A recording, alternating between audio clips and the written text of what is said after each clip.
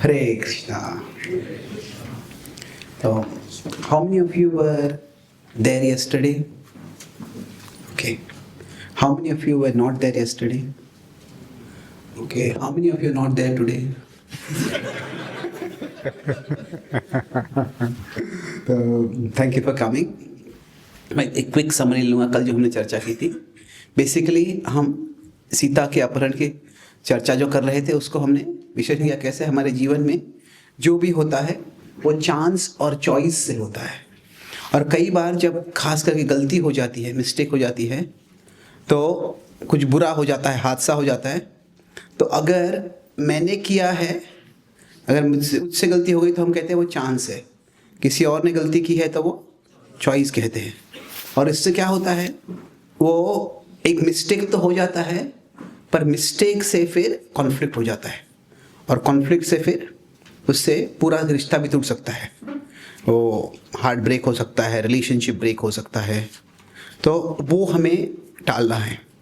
तो हम देखा कि कैसे होता है कि चांस और चॉइस जो है, चॉइस पॉजिटिव हो सकता है या नेगेटिव हो सकता है. जो हमने किया सही किया, गलत किया. चांस से जो हुआ वो सही हो सकता है या गलत हो सकता है. तो अभी वर्स्ट सिचुएशन है कि दोनों जो नेगेटिव हो जाते हैं. तो अभी जो चॉइस होता है वो हम देखेंगे सीता के अपहरण के समय, it's like everything that can go wrong goes wrong. तो ऐसे हो जाता है वो. तो उस समय हमें किस तरह से जो बैड सिचुएशन आ गया उसको वर्स नहीं बनाना है, उसके अब हम चर्चा कर रहे हैं. तो हमने देखा एक और चीज़ कि कैसे ये शास्त्रों को हम 4 स्तर पे समझ सकते हैं. लिटरल, एथिकल, क्या था, एलिगोरिकल, मतलब, और एलिगोरिकल मतलब एक संकेतात्मक रूप से, और या डिवोशनल की सब कुछ भगवान की लीला है. तो हम एक एथिकल स्तर पे देख रहे हैं, और यहाँ पे हमारा फोकस हु इज़ राइट या हु इज़ रॉन्ग नहीं है. क्या है, व्हाट इज़ राइट और व्हाट इज़ रॉन्ग. तो वो हमें समझना है. मतलब किसी व्यक्ति को जज नहीं करना है हमको, हमें वो कार्य को समझ के फिर हमें खुद को सीखना है कुछ. तो कल तक हम देखा कि कैसे जब सीता ने इच्छा की कि मुझे वो हिरण चाहिए, उसमें कुछ गलत नहीं था. जब लक्ष्मण ने कहा कि यहाँ पे कुछ संशय है, तो लक्ष्मण का संशय भी रीजनेबल था. जब राम ने बताया कि मैं फिर भी जाऊंगा, राम ने फैसला किया मैं उनके पीछे जाऊंगा, तो वो भी रीजनेबल था. लक्ष्मण का एक बार संशय गलत हो चुका था. सीता ने जब कहा कि तुम बहुत संशयी हो, तुम बहुत सस्पिशियस हो, तो एक तरह से डाउटफुल और सस्पिशियस ये दोनों शब्द अलग है. हिंदी में कभी हम एक ही शब्द इस्तेमाल कर लेते हैं. तो डाउटफुल जो होता है मतलब क्या है, डाउट कई बार एक इंटेलेक्चुअल मेरे हृदय में होता है. पर सस्पिशन मतलब, डाउट मतलब ये सत्य है या गलत है. सस्पिशन मतलब खास करके कि ये जैसे दिख रहा है वैसे नहीं है. खास करके लोगों के बारे में सस्पिशन होता है हमको.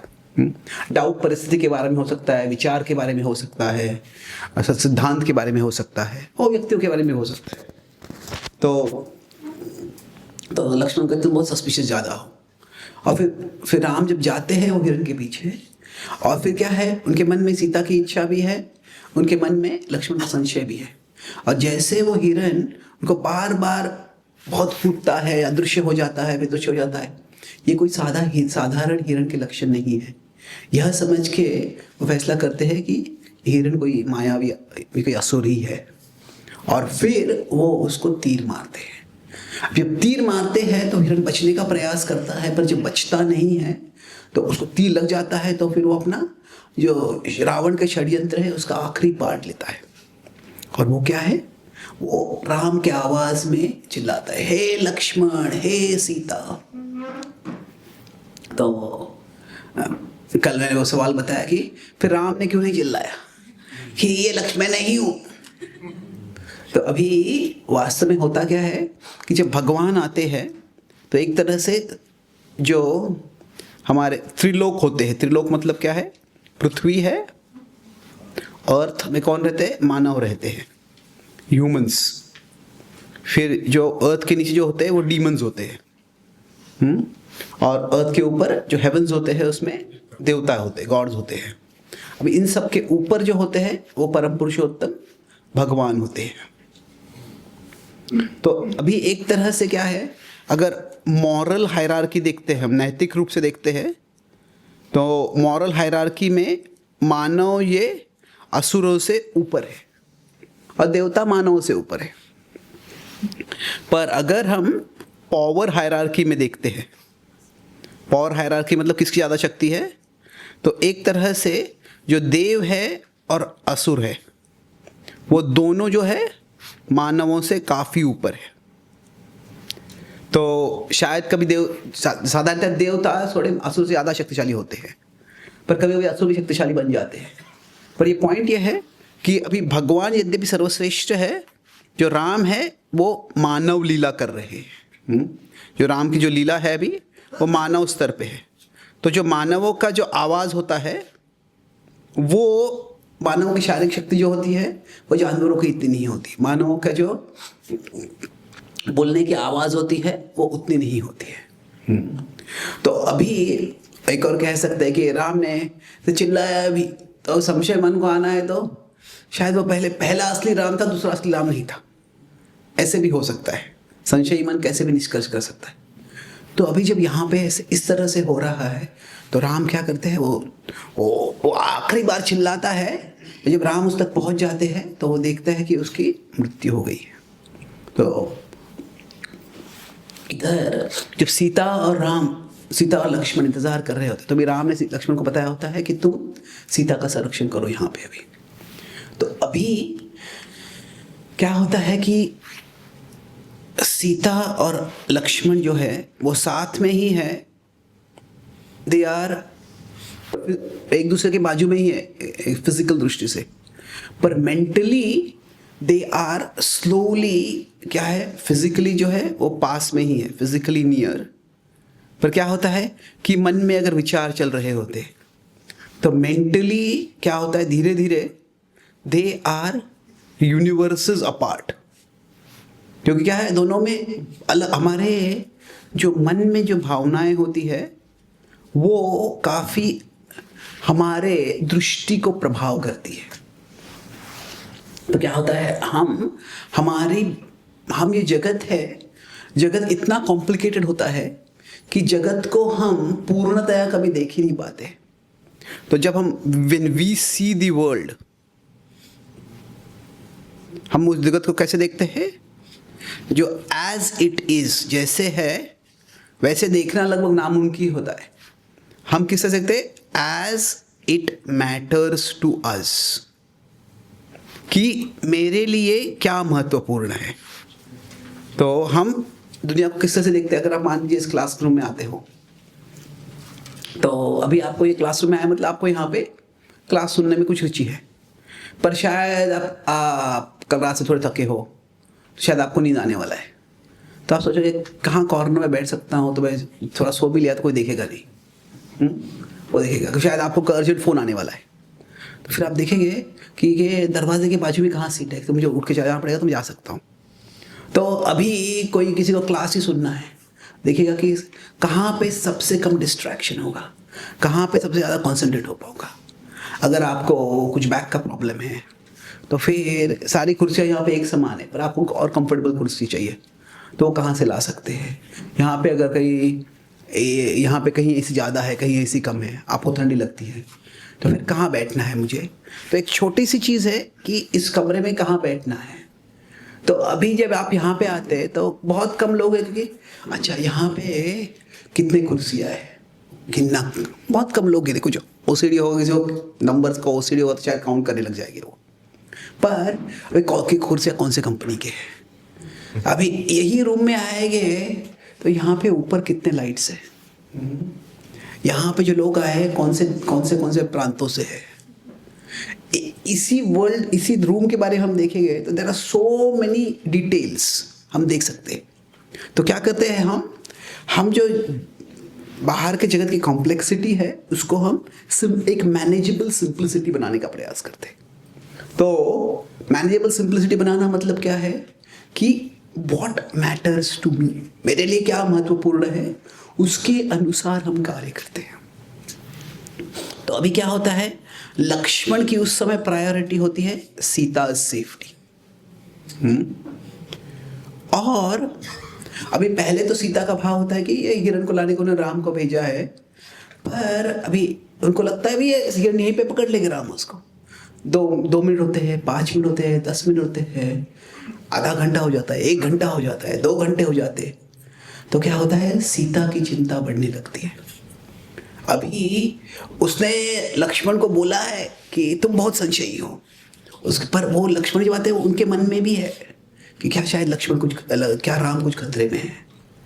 तो मान लीजिए हम ऐसे इलाके में रहते हैं, ऐसी जगह में रहते हैं जहाँ पे कुछ तूफान आता है, और कुछ तूफान आने वाला है पता है, पर हम किसी को बोलते हैं, हमारे परिवार वाले को, पति को, किसी को बोलते हैं कि भाई को कि तुम जाके ये किराना शॉप से ये ला सकते हो क्या।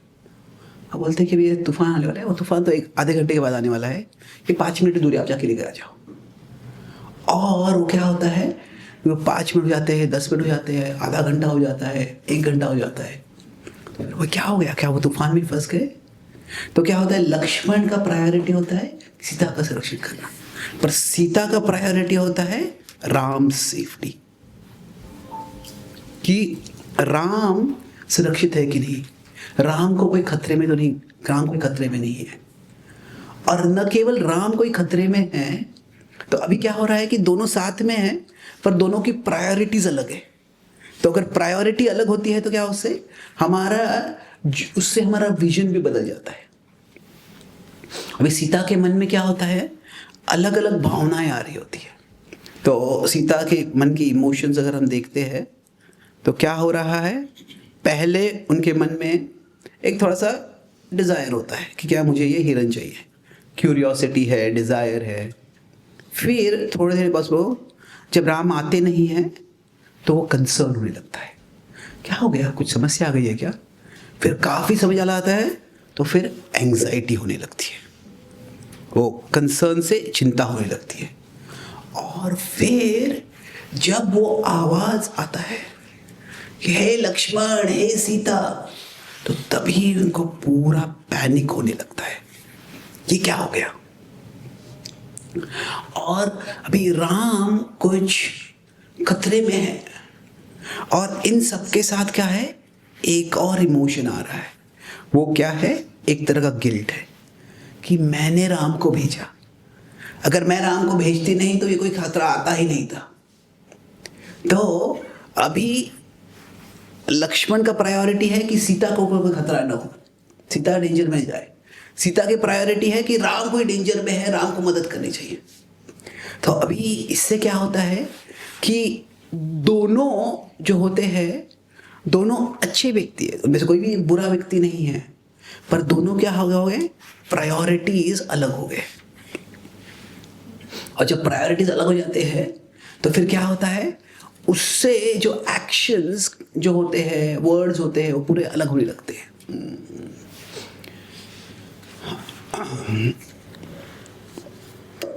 तो अभी कई बार ऐसे होता है कि जब कार्य कर रहे होते हैं, कोई भी कार्य कर रहे होते हैं, कि हमारे प्रायोरिटी एक होता है, दूसरों का प्रायोरिटी कुछ अलग होता है। अभी मैं व्हील चेयर से ट्रैवल करता हूँ, तो मुझे आई कैन वॉक, पर क्या है, मैं एयरप्लेन में वगैरह होता हूँ तो मैं वॉक करते मेरे लगेज को नहीं मूव कर सकता। तो जब भी वो व्हील चेयर बाहर लेके आते हैं मुझे, तो जैसे जो मुझे पिकअप करने के लिए उनको देखता हूँ तो बोलता हूँ कि वो व्हील चेयर वाले बोलता हूँ thank you, I can walk from here. तो कई बार वक्त बोलते हैं कि नहीं हम व्हील चेयर से वो कार तक लेके जाएंगे। तो अभी उनका प्रायोरिटी क्या है कि आई शुड बी कंफर्टेबल, मुझे कोई टेंशन, मुझे कुछ स्ट्रेस नहीं होना चाहिए। मेरा प्रायोरिटी क्या होता है, अभी मैं 1-2-3 घंटे फ्लाइट में बैठा हूँ, ये थोड़ा लेग्स को भी स्ट्रेच करना है, लाइक थोड़ा मैं ज़्यादा वॉकिंग कर नहीं पाता हूँ, जितना करना सकता हूँ उतना I want to do that. तो क्या होता है कभी कभी, अभी वो बोलते नहीं हम आपको लेके जाएंगे, आई वांट टू वॉक, नहीं आप बैठो यहीं पे, हम लेके जाएंगे आपको। तो क्या है, अभी किसी का इरादा बुरा नहीं है, they want to me to be comfortable and I want to keep my body healthy। पर होता क्या है, कभी कभी इससे थोड़ा सा अनप्लेजेंट होता है, क्योंकि तो ये करो ऐसे करो, इसमें कोई ज़्यादा इमोशंस इन्वॉल्व नहीं है, सिर्फ सर्विस एटीट्यूड इन्वॉल्व है। पर जब इमोशंस और इन्वॉल्व हो जाते हैं तो फिर क्या होता है, तो तभी वो जो परिस्थिति है वो और कॉम्प्लिकेटेड हो सकती है। तो अभी जब ये आवाज़ आती है तो ये दोनों एक तरह से, क्योंकि अलग अलग मेंटल यूनिवर्सेस में, अलग अलग प्रायोरिटीज में है, तो सीता बोलती है कि लक्ष्मण तुम राम की मदद के लिए क्यों नहीं जा रहे हो? तो लक्ष्मण कहते हैं कि ये राम को कोई खतरा नहीं है, राम किसी भी असुर का सामना कर सकता है। अभी सीता क्या, लक्ष्मण को राम की क्षमता में कॉन्फिडेंस है, और अगर यहीं पे बोल के अगर लक्ष्मण रोक देते थे तो फिर तुम्हें पता है सीता की राम कितने शक्तिशाली है, तो अगर यही बोल देते तो शायद सीता का शांत हो जाती थी। पर क्योंकि लक्ष्मण के मन में क्या है कि सीता का संरक्षण करना है, इसलिए बोलते कि मुझे ये लगता है कि राम की आवाज है ही नहीं, ये वही असुर की आवाज है, वह राम की नकल कर रहा है। अभी सीता के मन में राम के बारे में चिंता होती है, और जब लक्ष्मण ऐसे बोलते हैं तो सीता को गुस्सा आने लगता है। सीता को लगता है क्या तुम मेरे पति को मुझसे अच्छा जानते हो? क्या तुम्हें लगता है कि मैं मेरे पति की आवाज नहीं पहचान सकती, और तुम कोई नकल कर रहा है तो तुम पहचान लेते हो ये राम ही है? तो नहीं, ये राम नहीं है, ये क्या है? ये वही असुर है। तो अभी उससे थोड़ा और टेंशन बढ़ने लगता है। देखिए राम ने बताया था मुझे, तो तुम जाओ यहाँ पे राम की मदद करो, अगर राम हो गए तो क्या होगा, उनको तुम्हारी जरूरत है। तो बोलते हैं कि वो राम जो है, राम ने मुझे तुम्हारा संरक्षण करने के लिए बोला है, इसीलिए मैं तुम्हारे साथ रहूंगा। जब वो ऐसे बोलते हैं तो जो गिल्ट बैकग्राउंड में होता है वो सबसे ज्यादा हो जाता है सीता के लिए। ये क्या है, मतलब उसको क्या चिंता है? राम के संरक्षण की चिंता है, और अभी उसको लगता है कि मेरे संरक्षण के कारण राम का संरक्षण नहीं हो रहा है। तो जब ऐसी भावना आ जाती है तो फिर वो लक्ष्मण से तुम प्लीज जाओ, तो नहीं, राम को कोई खतरा नहीं है। तो अभी क्या होता है, कई बार ऐसे होता है कि जो पुरुष और स्त्री होते हैं वो दोनों अलग अलग तरह से परिस्थितियों को प्रोसेस करते हैं। तो अभी क्या होता है, कभी कभी हम बहुत किसी चीज़ से डिस्टर्ब होते हैं, तो हम डिस्टर्ब होते हैं। अभी क्या है, मेरा बचपन से इंग्लिश में काफ़ी रुचि है, तो मैं कहीं भी कुछ भी नोटिस देखता हूँ तो मेरे दिमाग के अंदर एक 24/7 काम करने वाला प्रूफ रीडर होता है। तो कोई भी अनाउंसमेंट होगा, उसमें कुछ स्पेलिंग रॉन्ग हुआ तो मुझे दिख जाता है, और अगर कोई बड़े अनाउंसमेंट में स्पेलिंग अगर कुछ गलत है तो वो मेरे लिए इंटेलेक्चुअल टॉर्चर हो जाता है, वो सहन ही नहीं होता है। और कई बार होता है कि जो इंडियंस होते हैं, Indians are excellent at massacring English, कि इंग्लिश को प्रोनाउंसिएशन बर्बाद कर देते हैं, स्पेलिंग बर्बाद कर देते हैं। अब इंडियंस में, इंडिया भारत में है, जो वेस्ट में जाते हैं, एक्चुअली आपको पता है यहाँ पे इंडिया में शायद होता है स्पेलिंग बी का कंपटीशन होता है, मतलब आप कैसे स्पेलिंग बनाते, तो एक्चुअली अमेरिका में स्पेलिंग बी होता है। तो पिछले 15 सालों से Indian kids are constantly winning, कोई और जीतता ही नहीं है। वो क्या है कि अगर प्रायोरिटाइज करते हैं तो फिर जो स्पेलिंग है, इंग्लिश का ग्रामर ज़्यादा रैशनल नहीं है, पर वो मेमोरी का खेल है, और Indians are that way very good at memory. तो वो होता क्या है कि कई बार अगर मैं डिस्टर्ब हुआ तो किसी को बोलता, अरे आपने ये पब्लिक अनाउंसमेंट रखा है, इसमें ये स्पेलिंग रॉन्ग है, और क्या होता है, मैं डिस्टर्ब होता हूँ और बोलते अरे सबको समझ जाता है, तुम्हारे अलावा कोई स्पेलिंग मिस्टेक देखेगा भी नहीं, सब अनाउंसमेंट समझ जाएगी। तो पहले मैं डिस्टर्ब होता हूँ, और दूसरा अगर डिस्टर्ब नहीं हुआ है तो उससे मैं और ज़्यादा डिस्टर्ब हो जाता हूँ। ये प्रॉब्लम है, ये प्रॉब्लम एक्नॉलेज नहीं कर रहे हो तो उससे और ज़्यादा डिस्टर्ब हो जाते हैं। तो अभी क्या हो गया, सीता चिंता में होती है कि राम को खतरा है, और लक्ष्मण चाहते हैं कि सीता को शांत करे, और लक्ष्मण का एक प्रायोरिटी क्या है कि सीता का भी संरक्षण, कि यहाँ पे कोई शत्रु आ, कोई आक्रमण करने वाला है, कोई षड्यंत्र होगा तो लक्ष्मण को चौकन्ना रहना है। तो इसीलिए क्या होता है, अभी सीता बहुत एजिटेट हो रही है और लक्ष्मण बिल्कुल शांत है। और लक्ष्मण को इतना शांत देखकर सीता और एजिटेट हो जाती है। तो अभी क्या हो रहा है, ये दोनों अलग दिशा में जा रहे हैं। तो अभी जब जब क्या होता है कि हम कुछ कार्य कर रहे हैं, हम कुछ कार्य करें ऐसे दूसरे से अपेक्षा करते हैं, और दूसरा वो कार्य नहीं कर रहा होता है, तो तभी हम वो क्यों मेरी बात नहीं सुन रहे, उसको समझने का प्रयास करते हैं। तो अभी उसको समझने के लिए क्या होता है कि हम हमारे बुद्धि से विचार करने लगते हैं, और बुद्धि से विचार करना सही बात है, पर क्या होता है कि हमें माइंड है और इंटेलिजेंस है। तो एक तरह से क्या है कि the intelligence deals with what is. क्या है intelligence? Often deals with facts. उससे शुरू करता है, प्रायोरिटी होता है कि हमें बुद्धि से यहाँ पे क्या है। तो अरे यहाँ पे कुछ नीचे मुझे दिख रहा है, से इधर उधर से वो कोई सांप है, ये वास्तव में क्या है, ये हिल नहीं रहा है, और वास्तव में एक रस्सी है ये। तो intelligence deals with what is. पर जो माइंड होता है वह केवल व्हाट इज पे नहीं रहता है। माइंड क्या करता है, इमेजिनेशन की ओर जाता है। व्हाट इट मीन्स, मतलब क्या, व्हाट इट मीन्स मतलब what caused it and what it will cause.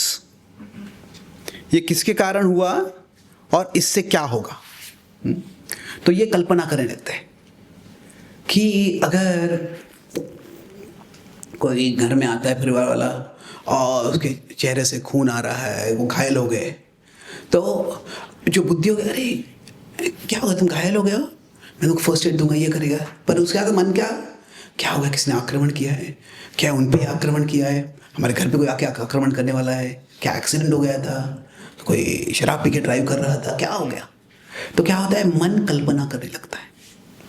तो अभी जो फैक्ट होता है कि लक्ष्मण ये राम की बात, सीता की बात सुन नहीं रहे हैं। पर लक्ष्मण सीता की बात सुन क्यों नहीं रहे हैं, इसका लक्ष्मण के लिए ये एक ऑब्वियस रीजन है क्या, कि राम को कोई खतरा नहीं है पर सीता को खतरा हो सकता है, मुझे उससे प्रोटेक्ट करना है। पर सीता की दृष्टि से क्या होता है, अरे राम को खतरा हो सकता है, तुम क्यों मेरी बात सुन नहीं रहे हो। और वो विचार करते करते फिर वो ये क्यों की बात सुन नहीं रहे। तो तभी जो वो उस समय जो परिस्थिति में सीता, ओ कभी क्या होता है कि जब इमोशंस बहुत हाई हो जाते हैं तो दो संभावना हो सकती है कि हमारे जो इमोशंस है वो इतने बड़े, नॉर्मली हमारे मन में जो इमेजिनेशन होता है इमोशन से एसोसिएट होता है, हमारी भावनाओं के अनुसार हम कल्पना करते हैं। तो हमें इमोशंस है और हमारा रीज़न है, रीज़न मतलब हमारा लॉजिक है, वो बुद्धि से आता है। ये दोनों हमारी फैकल्टीज हैं और क्या है, दोनों महत्वपूर्ण है। पर कभी कभी क्या होता है, जो इमोशन इतना बड़ा हो जाता है कि उसके सामने रीज़न छोटा सा बन जाता है। तो इसीलिए कोई इच्छा के भाव, किसी भय के कारण, क्रोध के कारण, किसी वासना के कारण क्या होता है, तभी व्यक्ति ऐसा कुछ कर देता है, बाद में मुझे व्हाट वर यू थिंकिंग, तुम क्या विचार कर रहे थे, तो क्या कर रहे होते अभी भी। तो अभी ये एक संभावना है कि इमोशन बिकम्स वेरी बिग। तो रीज़न बोल रहा है यहाँ पे जाओ, इमोशन बोल रहा है यहाँ पे जाओ, तो क्या होता है, फिर हम इसी दिशा में चले जाते हैं, ये कर लो। तो कभी कभी ऐसे होता है कि इमोशन रीजन को ओवर पावर कर लेता है। पर कभी कभी क्या होता है, जो इमोशन बहुत स्ट्रांग हो जाता है, पर इमोशन क्या करता है, वो रीजन को अपने साथ ले लेता है। मतलब क्या है, वो रीजन से, हमारे लॉजिक से हम कुछ तो भी जो हमारा इमोशन है उसको जस्टिफाई करने के लिए कुछ रीजन निकाल लेते हैं। तो इसीलिए भगवान कहते हैं जो काम वासना है वो इंद्रियाणि मनो बुद्धिर अस्याधिष्ठानम् उच्यते। तो जो हमारी इच्छाएं हैं, हमारी जो वासनाएं हैं, जो हमारी भावनाएं हैं, ये सब अलग है, पर ये सारी है, ये केवल इंद्रियों में नहीं होती है, ये केवल मन में नहीं होती है, ये कभी कभी बुद्धि में आ जाती है। तो जब बुद्धि में आती है मतलब क्या है कि बुद्धि में फिर वो व्यक्ति बुद्धि को प्रभुपाद जी बोलते हैं एक लेक्चर में कि हमें हमारे बुद्धि से जो हमारा एंजॉइंग मेंटालिटी है उसको कंट्रोल करना है। पर कई बार ऐसे होता है कि प्रभुपाद जी कहते हैं कि we are expert at enjoying intelligently. Enjoying intelligently मतलब क्या है, बुद्धि का इस्तेमाल करते हैं जिससे कि हम वो जो भोग करना नहीं है वो कर सके और फिर वो छिपा सके। अभी ऑस्ट्रेलिया में क्या हो गया है कि टीनेजर्स के लिए सोशल मीडिया बैन कर दिया है, कि टीनेजर्स में से बहुत हो रहा है कि डिप्रेशन वगैरह हो जाता है, बहुत सोशल मीडिया यूज़ करते हैं। तो अभी तो ये जो उसको बैन कर दिया है उससे हुआ क्या है कि ऑस्ट्रेलिया में जो VPN का परचेस है वो 10 टाइम्स हो गया है। VPN क्या है, उससे ऐसी चीज़ है जिससे कि आप आपका लोकेशन चेंज कर देते हैं। तो इंटरनेट को लगा कि मैं ऑस्ट्रेलिया में नहीं हूँ, मैं अमेरिका में हूँ, मैं इंडिया में हूँ, मैं सिंगापुर में हूँ, और वहाँ से एक्सेस कर लेते हैं। मतलब क्या है, ये इंटेलिजेंस से जो सेफ्टी बाउंड्री बनाया है उसको बाईपास कर देते हैं। तो अभी जब ऐसे हो जाता है तो फिर क्या मतलब इंटेलिजेंस से हम हमारे डिज़ायर्स को फुलफिल करते हैं, हमारे इंटेलिजेंस से हमारे इमोशन को जस्टिफाई करते हैं। कि मान लीजिए दो व्यक्ति में झगड़ा चल रहा है और अचानक एक व्यक्ति दूसरे व्यक्ति को मार दे, थप्पड़ मारता है, जोर से आक्रमण कर देता है। मैं कुछ नहीं कर रहा था, नहीं पिछली बार तुमने वैसे किया था, तुम ऐसे ही करने वाले थे, इससे पहले मैं तुमको मारा।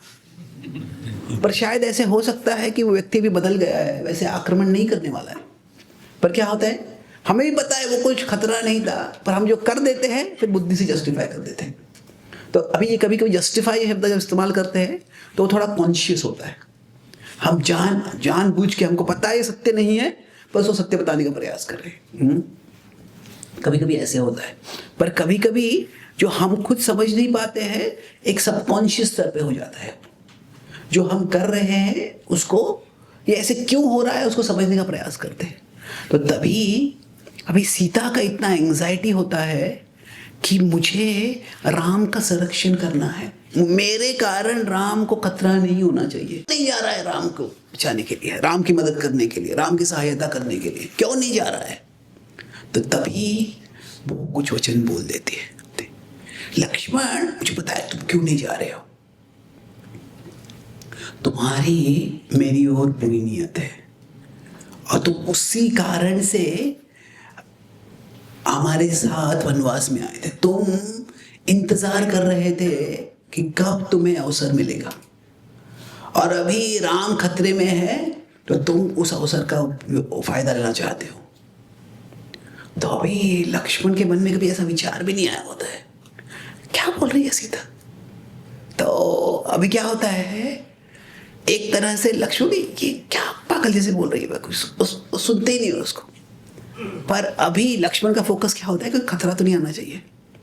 पर जब लक्ष्मण कुछ बोलते नहीं है तो उससे सीता और विचित्र हो जाती है। सीता कहती है पर तुम्हारी ऐसे, अभी लक्ष्मण डिनाई नहीं करता है, लक्ष्मण रिजेक्ट नहीं करता है, तो पर तुम्हारी जो ये इविल इच्छा है, ये काली नियतें कभी पूरी नहीं होने वाली है।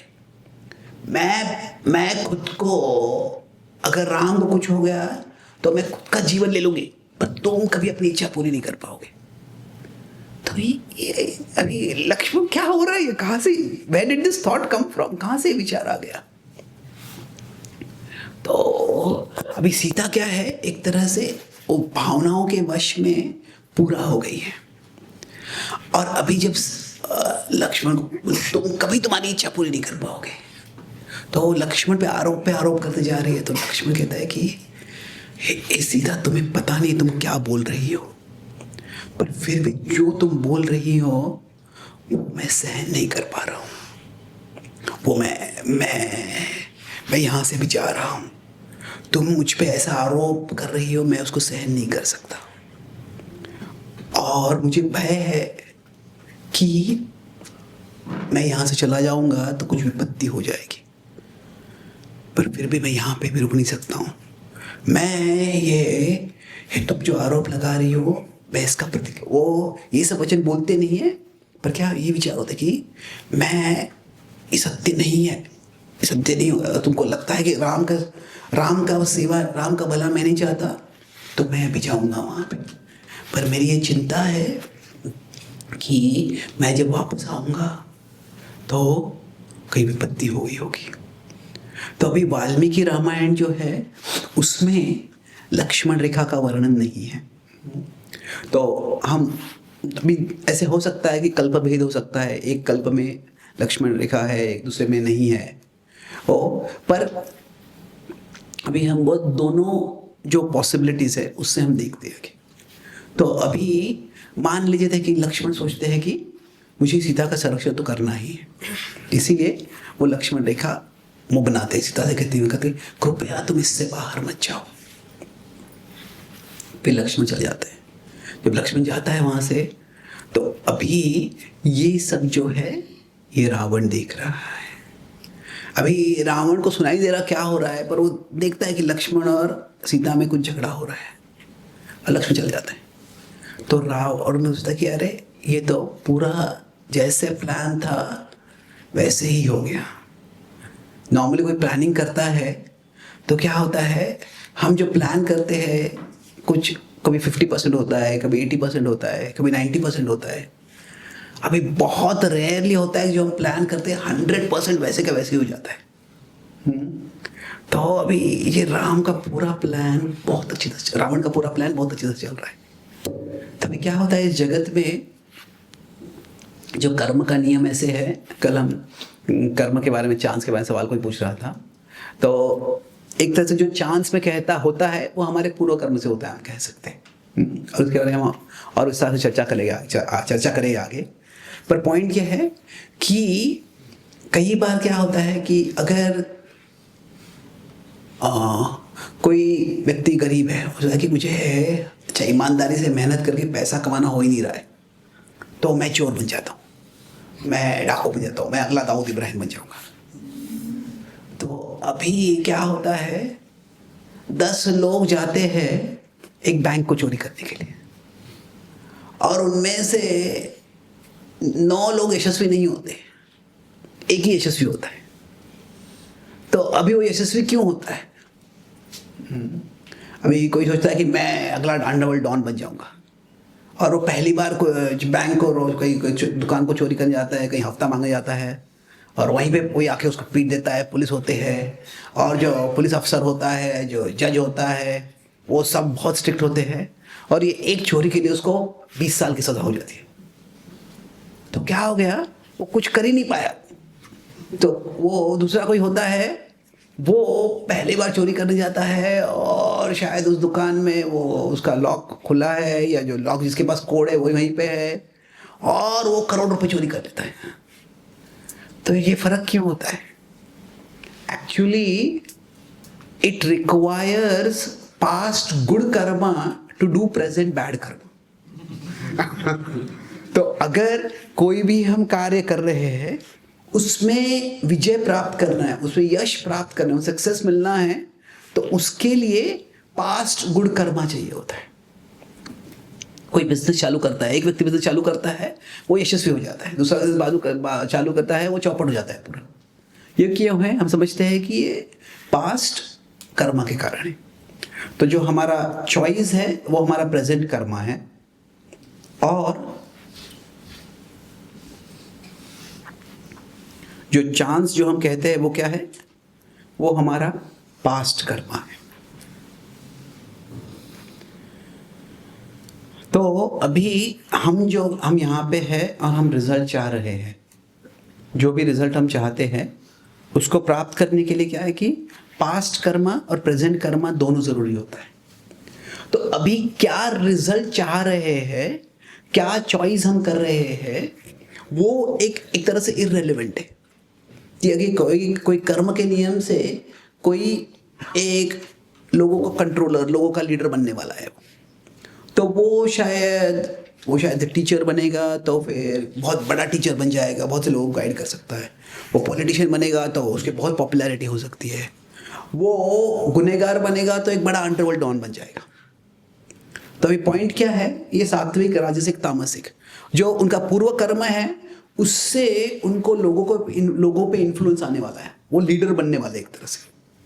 पर इस जीवन में किस प्रकार का चॉइस करते हैं उसके अनुसार वो पूर्व जन्म का कर्म आएगा। तो जैसे मैं बताया था, ये 4 क्वाड्रेंट्स बता रहा था यहाँ पे कि एक तरह से प्रेजेंट चॉइस बैड है और जो 3rd क्वाड्रेंट यहाँ पे है, और प्रेजेंट चॉइस हम बुरी कर रहे हैं, चांस अच्छा है। तो ये अलग अलग तरह से होता है। चॉइस बुरी करना मतलब हमने एक तरह से व्यवहारिक रूप से कुछ गलत कार्य किया, पर नैतिक रूप से गलत कार्य किया है, पर जो चांस से सब कुछ अच्छा हो जाता है। तो actually in one sense this is, हमने कहा कि ये वर्स्ट है, पर ये भी बहुत डेंजरस है, क्योंकि इसमें क्या लगता है व्यक्ति को कि मैंने कुछ बुरा किया, कुछ फर्क पड़ता ही नहीं उससे। क्या? तो रावण के लिए his whole plan works like a dream, कि जो षड्यंत्र बनाया है पूरा वैसे क्या वैसे गया। सीता के दोनों जो प्रोटेक्टर्स है वो दोनों को साइडलाइन हो गया और फिर वो सीता की ओर आने लगता है। तो कभी कभी क्या होता है कि जब हम बुरा कर्म कर रहे हैं और तभी जो चांस से सब कुछ सही होता है तो लगेगा कि अभी तो यश हो गया, पर क्या हो गया, उससे और बुरा कर्म हो जाएगा। तो एक वक्त मुझे, मैं ऑस्ट्रेलिया में था, एक वक्त क्लास के बाद आए, मैंने नम्रता के ऊपर क्लास था, तो फिर तो तभी वो आके पूछे मुझे सवाल, मुझे एक बहुत सीरियस फिलोसॉफिकल क्वेश्चन है। ठीक है, ये क्या है? बोले कि अगर मैं किसी का अपमान करता हूँ, if I insult someone and they don't get the insult, कुछ लोगों का वो अपमान किया समझ में नहीं आता है। तो अगर if they don't get the insult then will I get the karma. मैंने किसी का अपमान किया और उनको समझा ही नहीं कि मैंने उनको अपमानित किया है, तो क्या फिर मुझे कर्म मिलेगा कि नहीं? तो मन में विचार है, अगर आपको कर्म का ज्ञान है, स्मरण भी है, तो रिस्क क्यों लेना है ना? पर पॉइंट क्या है कि अभी जो महाभारत में वर्णन आता है और इसका उल्लेख रामायण में भी होता है कि जो कर्म है वो सही है या गलत है, उसको अलग अलग तरह से देख सकते हैं। क्या है? सबसे पहले कंटेंट, हमने क्या किया। दूसरा है इंटेंट, हमने क्यों किया। और तीसरा है इफेक्ट, उससे क्या हुआ। तो क्या सही है, क्या गलत है, ये तीनों को देख के फैसला होता है। तो इसको मैं इंग्लिश में एक्रोनिम यूज करता हूँ, आइस। तो चिल आउट, आइस आउट मतलब क्या है? कोई काम करने के लिए तुम खुद आत्मान्वेषण करो, मैं क्या कर रहा हूँ, क्यों कर रहा हूँ, और इससे क्या फल होने वाला है, जिस हद तक मैं समझ सकता हूँ। तो अभी यहाँ पे कैसे है कि मैं उनको बताया था कि आपने अपमान करने वाले शब्दों का इस्तेमाल किया, आपका अपमान करने का उद्देश्य भी था, पर क्या हो गया, वो इफेक्ट नहीं हुआ है। तो अभी हम जो कर्म का नियम है, वास्तव में उसमें तीनों चीजें देखी जाती है कि क्या किया, क्यों किया, और उसे क्या हुआ। कोई चोरी करने जाता है, कोई बैंक के दरवाजे को तोड़ता है, पर बैंक की तिजोरी तक पहुंचता नहीं है, तो क्या वो गुनहगार है? हाँ, आपने चोरी नहीं की, पर बैंक को तो तोड़ा है आपने, बैंक में इलीगली आप तो गए हैं। तो क्या है कि मतलब अगर ऑल 3 है तो it is the most severe action, most severe Karma है। पर आपने अपमान करने का प्रयास किया, तो 2 भी है तो वो सिवियर है। अगर 1 है तो फिर वो डिपेंड्स। अगर हमारा कोई बुरा इच्छा नहीं था, हमने कोई बुरे वचन बोले नहीं, पर फिर भी वो दूसरा व्यक्ति जो है ऑफेंड हो गया, तो क्या हम चाहते नहीं कोई ऑफेंड हो जाए, पर क्या है, वो ऐसे हो गया। तो हम तो सांत्वना देने पड़ेगी। तो क्या है कि उसमें उस व्यक्ति हम ज़्यादा रिस्पॉन्सिबल नहीं है, फिर भी हम क्या करेंगे, will try to fix it. शायद हमारा हम कुछ ऐसे वचन बोल लेते हैं, जो वचन बोल रहे हैं उसमें हमारा वो वचन गलत है, पर हमारा उस तरह से भाव नहीं था। तो क्या होता है, कई वचन होते हैं कि वो एक शब्द के अलग अर्थ होते हैं।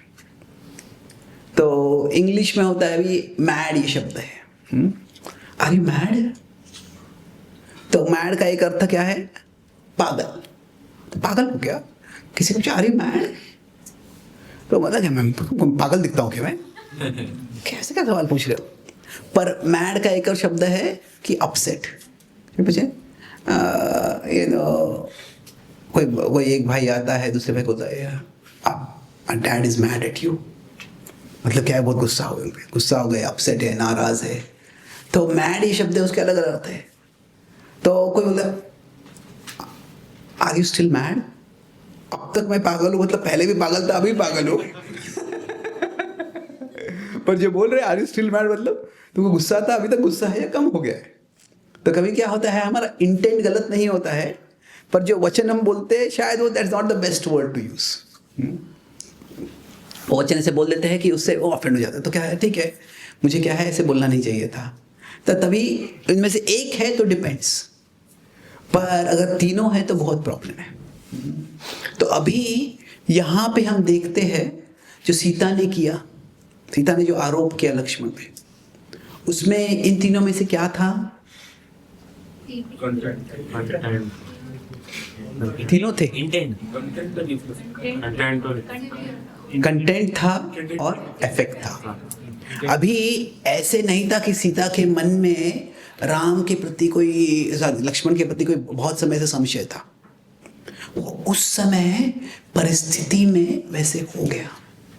अभी हम कह सकते हैं ऐसे बोलना नहीं चाहिए, पर वो बोल दिया उसने।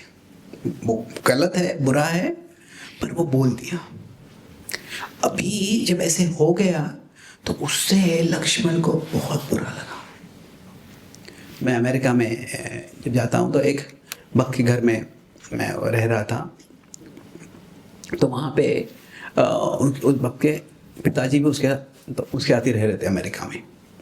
तो अभी साधारणतः क्या है कि हमारी दृष्टि से अमेरिका बहुत कंफर्टेबल है, लग्जूरियस है, ऐसा लगता है, बहुत पैसा होता है वहाँ पे। वो सही है कुछ दृष्टि से, पर अमेरिका में बहुत कम ऐसे भक्त है या भारतीय है जो अपने माता पिता को वहाँ पे लेके जाकर साथ में रख सकते हैं। कि अनेक कारण है उसके। मेन कारण ये है कि अमेरिका में पेड हेल्प लगभग नामुमकिन है। अमेरिका में कैसे होते कि कुछ घर में बर्तन सारने के लिए, साफ सफाई करने के लिए लोग होते थे। अमेरिका में एक मिनिमम वेज का लॉ होता है। तो कोई भी व्यक्ति होगा, कितना भी छोटा काम क्यों ना कर रहा हो, तो उसको एक मिनिमम वेज देना होता है। तो वो डिपेंड स्टेट से फर्क होता है, पर वो $15 होगा, $17 होगा, $20 होगा, $12 होगा, वो काफ़ी होता है। और वो इतना वेज होता है कि लगभग मोस्ट पीपल, अमीर लोग भी, अपर मिडिल क्लास भी उसको अफोर्ड नहीं कर सकते। सिर्फ जो बहुत एलीट लोग होंगे वो अफोर्ड कर सकते हैं। तो इसलिए अभी वहाँ पे सब काम खुद ही करना पड़ता है।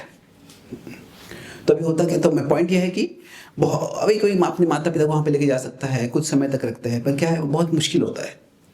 तो ये भक्त है, उनके पिताजी को उन्होंने ग्रीन कार्ड भी लिया था और वो वहाँ पे रख रहे थे। तो फिर वो भक्त बताए थे कि मैं उनसे पिताजी से बात किया, उनसे बात किया। तो फिर वो वो देख रहा था कि उनके बेटा ने मुझे बोला कि मैं पिताजी को यहाँ पे लेके आया हूँ, और पर मेरे पिताजी हमेशा मेरे साथ बहुत कोल्ड रहते हैं। क्या है कि ऐसे कुछ वार्मथ नहीं है, अफेक्शन नहीं है, हमेशा कोल्ड रहते हैं। और मुझे भी थोड़ा एहसास हुआ। तो एक बार एक वक्त मुझे एक लंबे प्रोग्राम, 2-3 घंटे दूर था वो प्रोग्राम। तो जब हम प्रोग्राम में जाते थे, उनके पिताजी मेरे साथ आए थे। वो भक्त नहीं आ पाए थे क्योंकि उनको कुछ और सेवा था, जॉब में कुछ काम आ गया था। तो कोई और भक्त मुझे ड्राइव कर रहे थे, मैं पीछे बैठा था। तो उनके पिताजी में बात करने लग गए। फिर बात हुआ तो उन्होंने बताया कि मैं उनको बोला वो भारत में कहाँ थे, कैसे हो रहा था।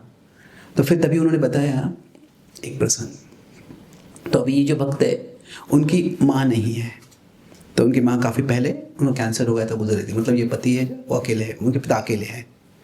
तो बता रहे थे कि जब इसकी माँ गुजर गई तो ये 10th में था। और जब उसका 10th का एग्ज़ाम था, कुछ महीने पहले उसकी माँ गुजर गई, जब 10th का एग्ज़ाम था तो तभी उसने एक दिन मुझे बताया कि तो मुझे जल्दी उठा दो क्योंकि मुझे अब कल पढ़ाई करना है, तो मुझे 5 बजे उठा दो। तो मैं बाजू के कमरे में सो रहा था, मैं देखा कि रात को 2-3 बजे तक वो जगह था, पढ़ाई कर रहा था। तो मैंने 5 बजे उसको जाके उठाया, वो उठा नहीं। 2-3 बार उठाया, तो मैं सोचा कि बहुत थका हुआ है, सोने दो इसको। और फिर वो 6:30-7 बजे उठ गया, और जब उठा तो इतना गुस्सा हो गया वो मुझ पे, तुमने मुझे उठाया क्यों नहीं, मेरा एग्जाम है, तुम्हारे कारण मैं एग्जाम में फेल हो जाऊंगा। अब बेहतर होता कि मेरी माँ की जगह पे तुम मर जाते। तो अभी वो पिता बोले कि अकेले में इसकी देखभाल की है, मैं तभी ऐसे ये वृद्ध नहीं था, मैं अमीर था, मैं वापस विवाह कर सकता, मैंने वापस विवाह करने का नहीं फैसला किया था, विवाह नहीं करने का फैसला किया था। तो जब उसने ऐसे बोला I was completely shattered. तो I have taken care of him since then. मैं हमेशा देखभाल करता हूँ, पर I can never feel close to him. तो फिर मैंने उनसे बताया कि क्या आपने उसको ये बताया है? तो बोले कि क्या फ़ायदा है बताने का, उसको दुख हो जाएगा, और अभी जो हो गया है तो हो गया, उसने वचन बोल दिए, तो तीर तो निकल गया है, वहाँ से भी क्या कर सकते हैं। तो मैंने उनको पूछा can I tell him about this? बोले ठीक है, आप चाहते बोल सकते हो। तो फिर मैं वापस उनके घर में गया, उससे बात की। वो पूरा शौक हो गया, मैंने बोला ऐसे, मुझे बिल्कुल याद ही नहीं है। बोला कि मुझे याद है कि जब मेरी माँ गुजर गई थी तो मेरे पिताजी बहुत मायूस हो गए थे, और मैं भी उदास था, पर मैं सोच रहा था कि अगर मैं पढ़ाई अच्छे करूँगा और अच्छे मार्क्स लाऊंगा तो क्या होगा, उससे मेरे पिताजी को कुछ तो सुख आएगा उनके जीवन में। इसलिए मैं उस एग्ज़ाम में बहुत पढ़ाई कर रहा था, इतनी पढ़ाई कर रहा था जैसे पहले कभी की नहीं हो। और मुझे याद है कि उस दिन उन्होंने उठाया नहीं, तो मैं अपसेट हो गया था, क्योंकि वो एग्ज़ाम मेरे लिए बहुत इंपॉर्टेंट था। वो उसमें अच्छे मार्क्स आ गए तो मैं मेरिट लिस्ट में भी आ सकता था। तो फिर वो उनके पिताजी के पास गया, उनके पिताजी के पैरों में गिर गया, बोले कि तो मुझे बिल्कुल याद ही नहीं है, क्या मैं ऐसे बोला था, मैं बहुत माफ़ कर दो आप। फिर उन्हें बताया कि मेरा विचार ये था। तो अभी क्या था, विचार तो अपने पिता के ही कदर करने का था, पिता के लिए कुछ करने का भाव था, पर उसमें क्या हो गया, इंटेंट एक था पर कंटेंट कुछ और हो गया। तो तभी मैं दोनों साथ में बैठे थे, फिर उनको मैंने ये जो कहानी है ये रामायण से बताई वस्ताद की। तो क्या होता है, एक चीज़ है कि what is spoken in tension, जो टेंशन में बोला गया है उसमें डोंट सी इंटेंशन। जो टेंशन में बोला है उसमें इंटेंशन नहीं देखना है। कि काम सबसे ऐसे हो जाता है कि बहुत टेंशन हो जाता है तो कुछ बोल देते हैं, तो उसमें ऐसा भाव नहीं है कि वो व्यक्ति तुम मेरे बारे में ऐसा विचार करते हो, तुम मुझ पे ऐसा आरोप लगाते हो, you think I am such a terrible person कि मैं ऐसे विचार कर सकता हूँ। तो क्या होता है, वो कभी कभी ऐसी परिस्थिति आ जाती है, even the best of people may speak something which is bad. तो अभी जब इस तरह से लक्ष्मण बहुत एजिटेट होकर चले जाते हैं वहां से,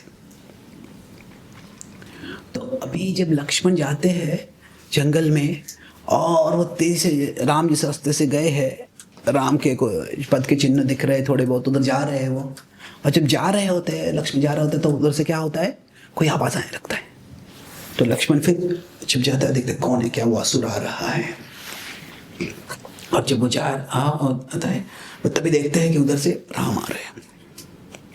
और जैसे ही राम आता है तो राम को देख के लक्ष्मण रिलीव्ड हो जाते हैं, पर लक्ष्मण को देख के राम एजिटेटेड हो जाते हैं। तुम यहाँ पे क्या कर रहे हो, तुम सीता के साथ क्यों नहीं हो, यहाँ पे कोई खतरा है। तो अभी क्या होता है कि अभी लक्ष्मण को अभी वो बताए भी कैसे कि ऐसा आरोप था, इतना टेरिबल था कि बोलने का भी क्या है। अभी कुछ बोलो लक्ष्मण, क्या हुआ, तुम यहाँ पे क्यों हो, क्या सीता सेफ है। तो फिर लक्ष्मण बताते हैं कि सीता ने ये ऐसे हुआ था और सीता ने मुझ पर ऐसे आरोप लगाया। तो अभी क्या होता है कि जो लक्ष्मण और सीता के बीच में होता है वही लक्ष्मण और राम के बीच में आता है कि लक्ष्मण बहुत डिस्टर्ब्ड है, सीता ने ऐसे कैसे बोला मेरे साथ। और लक्ष्मण बोलते हैं, अरे राम बोलते हैं, अरे वो तो भावनाओं के वश में आ गई होगी, कुछ बोल दिया होगा, तुमने इतना सीरियसली क्यों ले लिया। तो राम बोलते तुमने इतना सीरियसली क्यों ले लिया, और लक्ष्मण बोलते ये सीरियस है, सीरियस कैसे नहीं लेना है, ये ऐसा आरोप है, कैसे कोई आरोप कर सकता है ऐसे। पर क्या होता है कि राम की चिंता होती है कि सीता का ये कोई षड्यंत्र, बड़ा षड्यंत्र है। तो राम दौड़ने लगते हैं वापस अपने कुटीर की ओर, लक्ष्मण भी वहां पे दौड़ने लगता है। तो अभी यहाँ पे जो पहुंच जाते हैं, वहां पे जब पहुंच जाते हैं तो देखते हैं कि सीता वहां पे नहीं है, सीता वहां पे बिल्कुल नहीं है। क्या हो गया, वहां पे जो संघर्ष का कुछ किसी और व्यक्ति का एक पद चिन्ह तो दिखते हैं उनको, पर ज्यादा कुछ संघर्ष नहीं दिखता है। तो क्या हो गया, कहाँ चली गई सीता, कुछ वो दिखते, कुछ खून है यहाँ पे, कोई किसी ने खा लिया, कोई राक्षस सीता को ग्रहण को भक्षण कर लिया, क्या हो गया। तो कुछ उनको दिखता ही नहीं है। तो उनको एक वो पद चिन्ह दिखते, कहीं जा रहे हैं, वो जंगल की ओर जा रहे हैं। तो एक तरह से ये सीता का मृत्यु तो नहीं हुआ है, शायद सीता का अपहरण हो गया है। पर जब अभी लक्ष्मण ये देखते हैं, लक्ष्मण भी आ रहे हैं, राम के साथ दौड़ते हुए आ रहे हैं। जब आ रहे होते हैं तो लक्ष्मण जब देखते हैं सीता का अपहरण हो गया, तो लक्ष्मण ये नहीं विचार करता है, सर्व्स यू राइट, तुमने मुझ पे ऐसा आरोप किया, जैसी करनी वैसी बनी। नहीं, क्या है, एक है इंसल्ट। अभी जो अपमान किया वो बुरा था, अच्छा नहीं है, बहुत बुरा है एक तरह से। पर फिर भी क्या है, हमें जो इमोशंस के कारण क्या होता है, इमोशंस जो होते हैं उससे एक चीज हो जाता है कि जो हमारा परसेप्शन है, परसेप्शन में जो देख रहे हैं उसका डिस्टॉर्शन हो जाता है। डिस्टॉर्शन मतलब क्या है कि छोटी चीज को बहुत बड़ा बना देते हैं और बड़ी चीज को छोटा बना देते हैं। तो अभी लक्ष्मण कदापि नहीं कहता कि जो तुम्हारे साथ जो हुआ वो अच्छा ही हुआ, अच्छा नहीं, तुम्हारी करनी वैसी भरनी हो गई। अभी लक्ष्मण बहुत बुरा आरोप लगाया है। लक्ष्मण का हृदय बहुत एजिटेटेड है, वुंडेड है, पर फिर भी उसका फोकस क्या होता है कि सीता का रक्षण करना है। तो he just puts it aside completely, और दोनों सीता की खोज में लग जाते हैं। अभी इसके विपरीत अगर हम देखते हैं महाभारत में क्या होता है कि महाभारत में जब दुर्योधन माया सभा में होता है तो तभी वो कहीं फिसल के गिर जाता है, और जब फिसल के गिर जाता है तो वहां पे उसको देख के सब लोग हंस देते हैं, और द्रौपदी भी हंसती है वहां पे। तो अभी कुछ टीवी के महाभारत में दिखाते हैं कि द्रौपदी ने कहा अंधे का बेटा अंधा। तो अभी वास्तव में कोई भी महाभारत का ऑथेंटिक वर्जन है उसमें द्रौपदी ऐसे नहीं कहती है। क्योंकि क्या है कि द्रौपदी और सीता का चरित्र काफी अलग है। सीता बहुत शांत है, द्रौपदी थोड़ी अग्रेसिव है, पर फिर भी एक है कि एंगर होना और दूसरा है क्रूअल या मीन होना। तो क्या है, ये जो कमेंट है, ये अंधे का बेटा अंधा, ये एक बहुत ही क्रूअल या मीन कमेंट है। द्रौपदी का चरित्र वैसे नहीं है। और अगर बाकी भी हम द्रौपदी के चरित्र का वर्णन अगर करते हैं, विश्लेषण करते हैं, तो वो इस तरह का कमेंट कहीं नहीं करती है। गुस्सा होता है उसको, पर गुस्से में किसी के कैरेक्टर को ही आक्रमण करते हैं, ऐसे नहीं करती है। बाद में देखते हैं, भागवत में वर्णन आता है कि जब उसके पुत्रों का वध अश्वत्थामा ने किया है, फिर भी द्रौपदी क्या सोचती है कि जो कृपी की जो परिस्थिति हुई है वैसी मेरी परिस्थिति जैसी वैसे कृपी की परिस्थिति ना हो। उसके पति भी नहीं है तो अभी बेटा भी नहीं जाना चाहिए। तो उसमें एम्पैथी का भाव है, पर फिर भी हम कह सकते हैं कि जो हंसना वो गलत था। साधारणतया कोई गिर जाता है तो तुरंत हम जाएंगे वहाँ पे उसको मदद करेंगे। तो अभी वहाँ पे पांडवों ने या पांडवों की स्त्रियों ने वहाँ पे क्यों हंसा वो दुर्योधन पे? अभी कह सकते हैं वो गलत है, एक तरह से गलत उसको भी समझ सकते हैं हम। वास्तव में होता क्या है कि अभी पांडवों को पता है कि ये दुर्योधन ने हमारा विनाश करने का प्रयास किया है, भीम को जलाने का प्रयास किया है, वो सबको वारणावत में जलाने का प्रयास किया है, भीम को जहर देने का प्रयास किया है, सबको जलाने का प्रयास किया है। फिर जो विभाजन हुआ उसमें भी मैनिपुलेट करके हमको एक जंगल दे दिया है। और अभी इतना सब करने के बाद क्या है, वो हमारे ही घर में आके रह रहा है। और अभी क्या होता है, सबको वो गेस्ट के रूप में बुलाते हैं वो राजू यज्ञ के लिए, पर राजू यज्ञ हो जाता है उसके बाद भी दुर्योधन वहीं पे रहता है। तो मुझे और ये माया सभा देखनी है। क्या देखना है उसमें? सबको एक गाइडेड टूर दे चुका है, जब फेस्टिवल होता है सबको दिया है गाइडेड टूर। पर अभी क्या कर रहा है, वो ही जिनके प्रति उतना अत्याचार किया है उनके ही घर में वो अतिथि के रूप में रह रहा है। और ऊपर से क्या होता है कि उसको बहुत अंदर से ईर्ष्या हो रही है। तो ये जो दुर्योधन का प्रसंग है, ये हम आगे इनसिक्योरिटी और जो उसके बारे में चर्चा करेंगे, एनवी के बारे में, उसमें और जाएंगे। पर यहाँ पे हम कंपैरिजन जो तुलना कर रहे हैं कि कह सकते, अभी पांडव का भाव क्या होता है कि वो दुर्योधन दिखा रहा है कि मैं तुम्हारे इस सभा से कुछ इंप्रेस नहीं हुआ, कुछ बड़ी बात नहीं है ये। तो कभी कभी क्या होता है कि किसी ने बहुत अच्छा कार्य किया है, किसी ने बहुत इंप्रेसिव कुछ कार्य किया है, और दूसरे के मन में इतनी ईर्ष्या है कि वो इम्प्रेसिव है ये दिखाना ही नहीं चाहता है, बोलना ही नहीं चाहता है। शायद हम खोजते हैं कि मैं बहुत अच्छा बुक डिस्ट्रीब्यूटर हूँ, और हम एक दिन में 500 बुक्स डिस्ट्रीब्यूट कर देते, और किसी ने 1000 बुक्स डिस्ट्रीब्यूट कर दिए। तो अगर हम वो दिखा दें, अरे क्या बड़ी बात है, अरे वो इलाके में बहुत बुक लेते हैं, अगर मुझे वो इलाका मिलता तो मैं 10,000 बुक्स डिस्ट्रीब्यूट कर देता था। तो क्या होता है, दूसरे ने जो किया है उसको मिनिमाइज कर देते, उसको ट्रिवियलाइज कर देते। तो उससे क्या होता है, और गुस्सा आ जाता है और नाराजगी हो जाती है, और होता है मैं तुम कितने बड़े नहीं हो, मैं भी बड़ा ही हूँ। तो इस तरह से जो पांडव, तुमने इतना, दुर्योधन का भी अपना एक महल होता है, पर वो माया सभा से कुछ कंपेरेबल नहीं होता है। तो माया सभा बहुत इंप्रेसिव होता है, पर वो जो इम्प्रेसिव नहीं है ऐसे दिखाने का प्रयास कर रहा है। और जो उनके जो सेवक होते थे, जो मेल सर्वेंट्स होते थे, वो किसी को दिखा रही है ऐसे ऐसे, तो उन पे भी वो चिड़चिड़ा हो रहा होता है।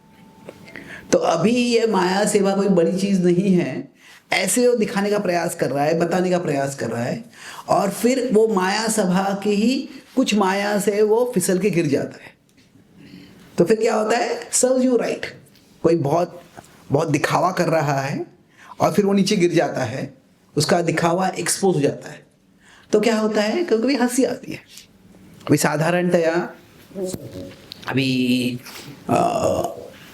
कोई व्यक्ति है, कोई मान लीजिए टीचर है, और वो कोई सवाल, उसको कुछ स्टूडेंट सवाल पूछता है और वो जवाब नहीं दे पाता है, तो तभी क्या होता है, तभी इट्स एम्बैरेसिंग, टीचर को जवाब तो पता होना चाहिए। पर मान लीजिए कोई ऐसा व्यक्ति है जिसको वो विषय पता ही नहीं है, मान लीजिए कोई इंग्लिश में अच्छा नहीं है, पर कई बार लोग होते हैं उनको इंग्लिश अच्छा नहीं होता है, पर इंग्लिश के बड़े बड़े शब्द इस्तेमाल करते हैं। क्या उनको खुद को मीनिंग पता नहीं है, पर उनको लगता है ऑडियंस को भी पता नहीं होगा मीनिंग, तो सब इम्प्रेस हो जाएंगे वो। पर अगर वो ऐसा शब्द इस्तेमाल कर रहे हैं और फिर उस पर कोई सवाल पूछता है और उनका इग्नोरेंस एक्सपोज हो जाता है, तो फिर क्या, अगर कोई दिखावा कर रहा है कि मैं बहुत बड़ा हूँ और वो जो दिखावा एक्सपोज हो जाता है, तो शायद ऑडियंस हंस देगा कि ये सर्व्स यू राइट जैसे। तो अभी उस तरह से पांडव वहाँ पे हंस देते हैं, वो कार्य बुरा होता है। द्रौपदी भी हंसती है, तो द्रौपदी जब हंसती है तो दुर्योधन को अपमान लगता है, और ये अपमान सही है, अपमान हुआ था, गलत हुआ था एक तरह से। उसको क्या है कि जो रॉन्ग एक्शन है, कभी कभी रॉन्ग होता है, वो एक तरह से एक हो सकता है कि ये अनएक्सेप्टेबल है, ऐसा तुमने कैसे किया, मैं तुम्हें बर्बाद कर दूंगा। पर दूसरा है वो रॉन्ग एक्शन है, वो अंडरस्टैंडेबल है। ठीक है, जो किया वो रॉन्ग ही था, ऐसे नहीं कि मैं रॉन्ग नहीं है बोल रहा हूं, पर ये क्यों किया मैं समझता हूं। तो क्या होता है, अगर अंडरस्टैंडेबल होता है तो फिर उसको फॉरगिव करना थोड़ा आसान हो जाता है, उसको ओवरलुक करना आसान हो जाता है। पर अगर वो रॉन्ग एक्शन है, वो हमको लगता ही है कैसे कैसे बोल सकता है, ऐसे कैसे आरोप कर सकता है, तो फिर वो अनएक्सेप्टेबल लगता है। तो फिर क्या होता है, वो रिश्ता ही टूट जाता है तभी।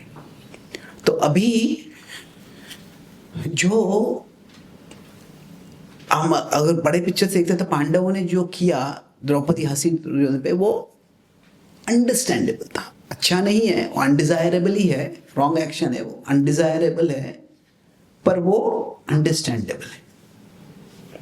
एक तरह से अगर हम तुलना करते हैं, जो द्रौपदी ने दुर्योधन के साथ किया और जो सीता ने लक्ष्मण के साथ किया, तो अभी इनमें से विच इज वर्स? एक्चुअली अगर हम कहते हैं ये बैड है, ये एक तरह से काफी वर्स है। वो कुछ घटना घट गई और उसके कारण वो हंसती द्रौपदी, पर सीता ने कोई घटना नहीं घटी है, सीता ने आरोप लगाया है। और एक तरह से ये जो है, ये एक व्यक्ति के कॉम्पिटेंस, अरे तुम क्या देख नहीं सकते क्या, चल नहीं सकते क्या, वो कॉम्पिटेंस पे हंस रहे हैं। पर सीता ने जो किया है वो क्या है, कैरेक्टर पे ही आरोप लगाया है एक तरह से। तो अभी एक तरह से जो सीता ने लक्ष्मण के साथ किया वो और बुरा था, पर लक्ष्मण ने सोचा कि तुम्हारे साथ जैसे हुआ वो अच्छा ही हुआ। नहीं, क्या है, सीता हमारे परिवार की स्त्री है, वो राम चिंता में है, मुझे राम की परवाह, सीता की परवाह है, अभी सीता को कैसे ढूंढना है। तो क्या हुआ, उसको although it was painful he overlooked it, क्योंकि क्या है, एक बिगर पर्पस है, एक बड़ा उद्देश्य है। पर दुर्योधन का क्या हो गया, उल्टा हो गया, तुमने मेरा अपमान किया, मैं तुम्हारा अपमान करूंगा, और ऐसा अपमान करूंगा तुमको, ऐसा जलील कर दूंगा। और फिर उसने क्या हो गया, जो जुए केस में वो सीता द्रौपदी का वस्त्र हरण कर दिया। तो यहाँ पे क्या होता है कि ये जगत ऐसे है कि हम कहते हैं शास्त्रों में कि संसार दावान लिधलोक, इस जगत में ये अग्नि लग जाती है। अग्नि लग जाती है मतलब केवल बाहर प्रॉब्लम्स नहीं आते, अंदर भी मिसअंडरस्टैंडिंग्स हो जाते हैं, और मिसअंडरस्टैंडिंग होते हैं, अंदर भी हमारे हृदय में चोट लग जाती है, वुंड्स हो जाते हैं। तो जब ऐसे होते हैं तो ये एक तरह से हम कह सकते हैं ये दुर्भाग्य है, अनफॉर्चुनेट है, पर वो हो जाता है। पर क्या है, अभी दोनों में हम कह सकते हैं जो द्रौपदी ने किया, सीता ने किया, इसमें चॉइस है और चांस है। तो अभी इसमें चॉइस कितना है, चांस कितना है, एक तरह से कह सकते हैं वो परिस्थिति ऐसी आ गई। ऐसे नहीं बताया कि द्रौपदी ने जानबूझ के वो महल के लोगों को बताया था यहाँ पे तो माया का कोई अरेंजमेंट कर दो, यहाँ पे दुर्योधन फिसल जाएगा और हम सब उस पर हंसेंगे, ऐसा कोई योजना नहीं किया था। तो हम कह सकते दोनों में यहाँ पे 80% या ज़्यादा चांस है, 10-20% चॉइस था। अभी हंसना गलत है, सीता का आरोप लगाना राम ऐसे दुर्योधन लक्ष्मण पे गलत है, पर वो परिस्थिति ऐसी विकट आ गई थी। पर अभी इसमें जो दुर्योधन ने कार्य किया और जो लक्ष्मण ने कार्य किया, इसमें भी अगर देखते हैं, इस साइड में हम चॉइस और चांस देखते हैं, तो जो उन्होंने किया ये लगभग 100% चॉइस है। मतलब तभी लक्ष्मण का जाना नहीं, तभी लक्ष्मण तो घायल होके चले गए वहां से, पर बाद में मुझे सीता के संरक्षण के लिए, सीता को पुनः ढूंढने के लिए मदद करनी है। पर लक्ष्मण का चॉइस था 100% पॉजिटिव था, और दुर्योधन का जो चॉइस था वो 100% नेगेटिव था। तो अभी क्या होता है कि चांस से कुछ हो जाता है बुरा, पर फिर भी हमारा रिस्पॉन्स जो है वो हमें चुनना है। तो ये भी इसलिए ये महत्वपूर्ण है कि हम हमेशा दूसरे ने जो किया, others bad choices should not become the justification for our bad choices। कि तुमने बुरा किया इसलिए मैं बुरा करूंगा, नहीं। अभी एक है कि जस्टिस के लिए किसी को पनिशमेंट करना होता है, उसको हम बाद में चर्चा करेंगे। पर यहाँ पे क्या है कि अगर तुमने कुछ बुरा किया मैं उसको और बुरा कर दूंगा, नहीं, ये भाव होता है तो उससे और परिस्थितियां वर्स हो जाती हैं। तो I will be continuing this series in the evening session also, और उसी में हम तभी हम चर्चा करेंगे कि जब रावण आता है और तभी सीता, उनमें क्या प्रसंग होता है, क्या बातचीत होती है, और तभी क्या होता है उस समय। और फिर अगर प्रश्नोत्तर हो गए तो लास्ट सेशन भी ओनली क्वेश्चन आंसर, नहीं तो लास्ट क्वेश्चन में हम जो जटायु का प्रसंग भी है उसका भी हम अगले चैप्टर में चर्चा करेंगे, और जो इनसिक्योरिटी है उसके बारे में हम नेक्स्ट सेशन में और चर्चा करेंगे। पर यहाँ पे I make one last point, जो क्या है कि दोनों तरह से देखना है कि कई कहावतें होती है, जो इंग्लिश में सेइंग्स होते हैं, हिंदी में भी होती है, हर संस्कृति में कहावतें होती हैं। तो कहावतें जो होती है कई बार ऑपोजिट होती है। जैसे कोई कहावत होती है कि birds of a feather flock together, मतलब क्या है, समान प्रकृति के लोग, प्रकृति के लोग साथ में आते हैं। पर दूसरी कहावत ये भी है कि unlike poles attract each other, कि ऑपोजिट्स अट्रैक्ट इच अदर। तो भी क्या सत्य है, दोनों सत्य है, अलग अलग संदर्भ में है वो। तो अनलाइक पोल्स अट्रैक्ट अदर, वो खास करके 1 to 1 दो लोगों में जो पैशन होता है, अट्रैक्शन होता है, उसमें अनलाइक पोल्स अट्रैक्ट होता है। पर जब हमको साधारण संग चाहिए, एसोसिएशन चाहिए, तो उसमें अगर हमसे बिल्कुल विपरीत लोग हो गए, उनके साथ रहना बड़ा मुश्किल है। तो पर अभी क्या है कि वैसे ही दो कहावतें, एक इंग्लिश में एक सॉन्ग है कि stones and sticks can break my bones but words can never hurt me. कि क्या है कि जो पत्थर है, कोई इसकी लकड़ी है, उससे किसी का हड्डियाँ तोड़ सकता है, पर शब्द क्या करते, शब्द कुछ नहीं करते। पर दूसरी कहावत है कि sticks can only break bones but words can break hearts. तो अभी इसमें कौन सा सत्य है? दोनों सत्य है। अभी कैसे है कि यहाँ पे अगर मैं यहाँ पे हूँ और दूसरा व्यक्ति यहाँ पे है, तो अगर किसी ने क्रूअल या हार्श हर्टफुल वर्ड्स बोले हैं, मैं यहाँ पे क्रूअल नहीं बोल रहा हूँ, हार्श नहीं बोल रहा हूँ, क्योंकि क्या है, वो जानबूझ के नहीं बोला होगा शायद उसने, पर बोल दिया है। तो अगर मेरी दृष्टि से I am the target of those hurtful words, तो यहाँ पे क्या भाव रखना है, स्टिक्स एंड स्टोन्स, कि ये शब्द है वो शब्द ही है, उसे इतना सीरियसली मत लो उनको।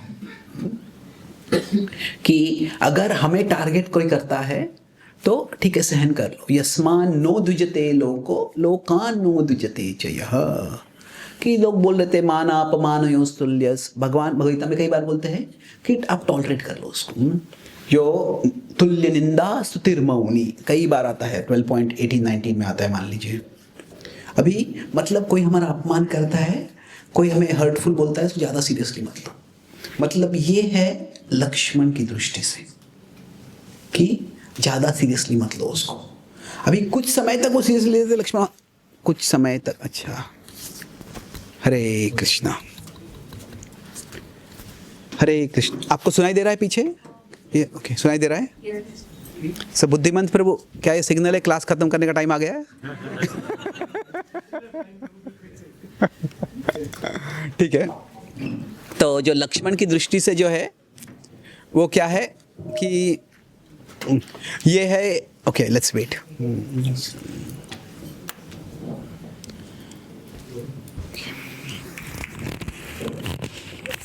ओके, किसी को कोई सवाल है आज? I just want to count कब तक मैं चल go one. Any questions? Okay 2 3 4 5. तो I just complete this point and stop. ठीक है. हरे कृष्ण. काम करने लग गया ये.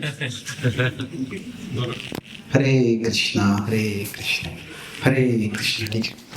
इसको यहाँ पे लगाना. नहीं बोलेगा. Thank you. तो अभी लक्ष्मण की दृष्टि से क्या है कि don't take it too serious. पर अगर हम सीता की जगह पे, मतलब क्या, हम जब बोल रहे हैं तो क्या है, वर्ड्स कैन ब्रेक हार्ट्स. ये समझ के क्या करना है आपको कि हमें जो वचन है वो नहीं बोलने हैं. हमें चौकन्ना रहना है. तो इस तरह से क्या है कि अगर दूसरे ने कुछ गलती की है तो तो बी केयरफुल. ज़्यादा ओवर सेंसिटिव मत हो जाओ. पर अगर हम कुछ बोल रहे हैं तो बी सेंसिटिव. आप संवेदनशील. तो ये भगवान यहाँ पे बोलते 17वें अध्याय के 15वें श्लोक में क्या कि अनुद्वेगकरम वाक्यम सत्यम प्रियहितम चयत.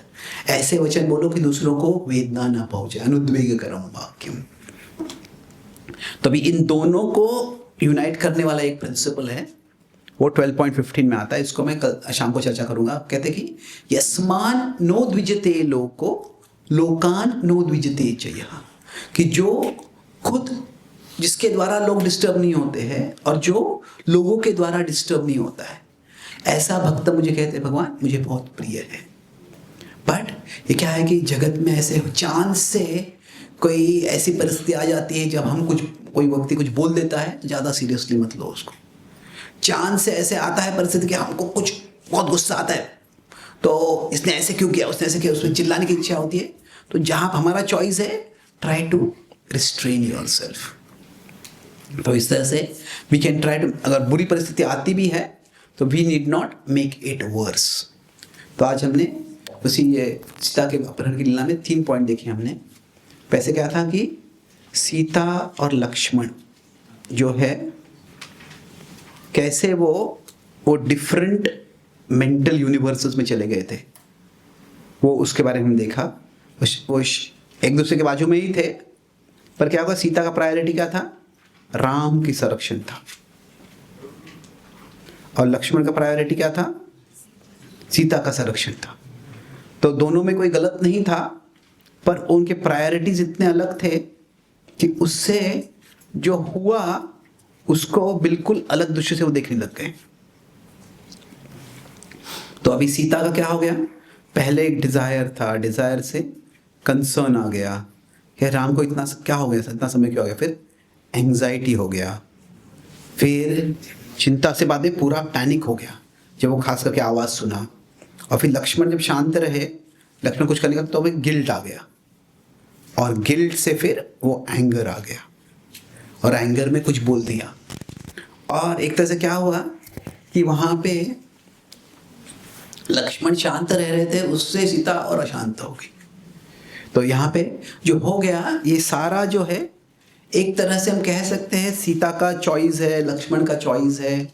सीता ने ऐसे वचन बोले, लक्ष्मण वहाँ से चले गए, पर ये सारी घटना जो है उसमें जो चॉइस है वो था. बट क्या है, वो 10-15% है, वो 10% है या 20% हम कह सकते हैं.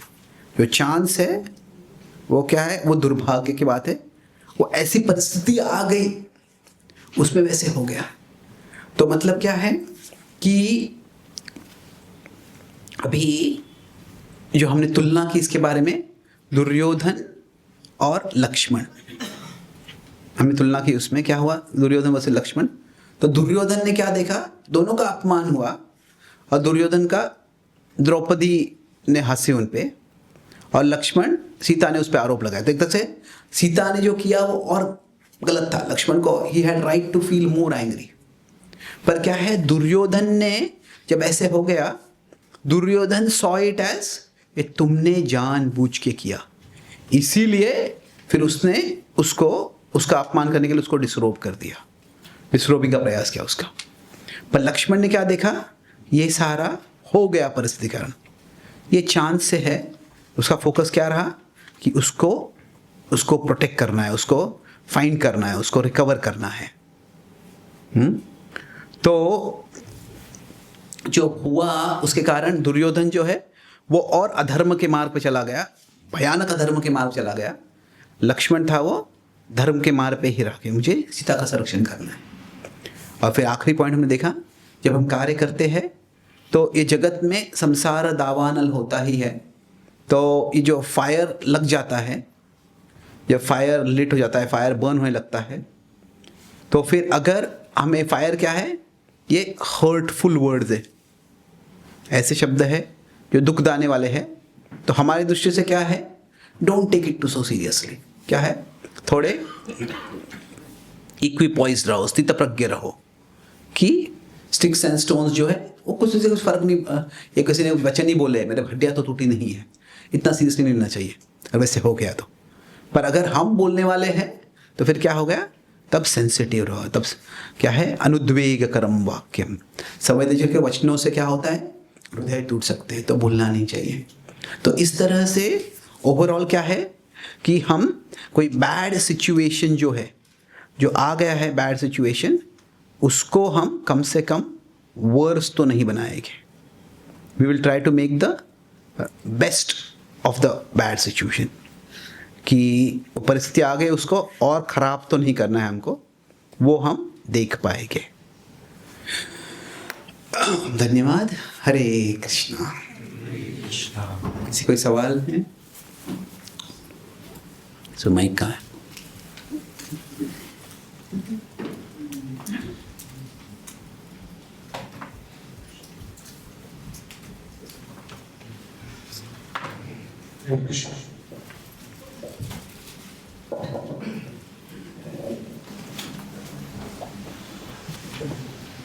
Hare Krishna Prabhuji, thank you for the spiritually enriching and intellectually vibrant class. So my question is, in one of your lectures you said that you see the world constantly through Gita verses, from Gita's eyes. So you experience the Gita's verses constantly going in your subconscious mind. So if I also want to see that movie in the subconscious mind, how can we approach the Gita? How can we practice to learn, or how to? और मैं गीता की दृष्टि से सारे जगत को देखता हूँ, सारा नहीं पर कुछ हद तक थोड़ा बहुत देखने का प्रयास करता हूँ। तो कैसे हम कर सकते हैं? ये फिलॉसफी में एक सवाल होता है कि जो हमारे इंटरेस्ट होते हैं, जो भी हमारे अलग अलग लोग अलग इंटरेस्ट होते हैं, do we choose our interest और do our interest choose us?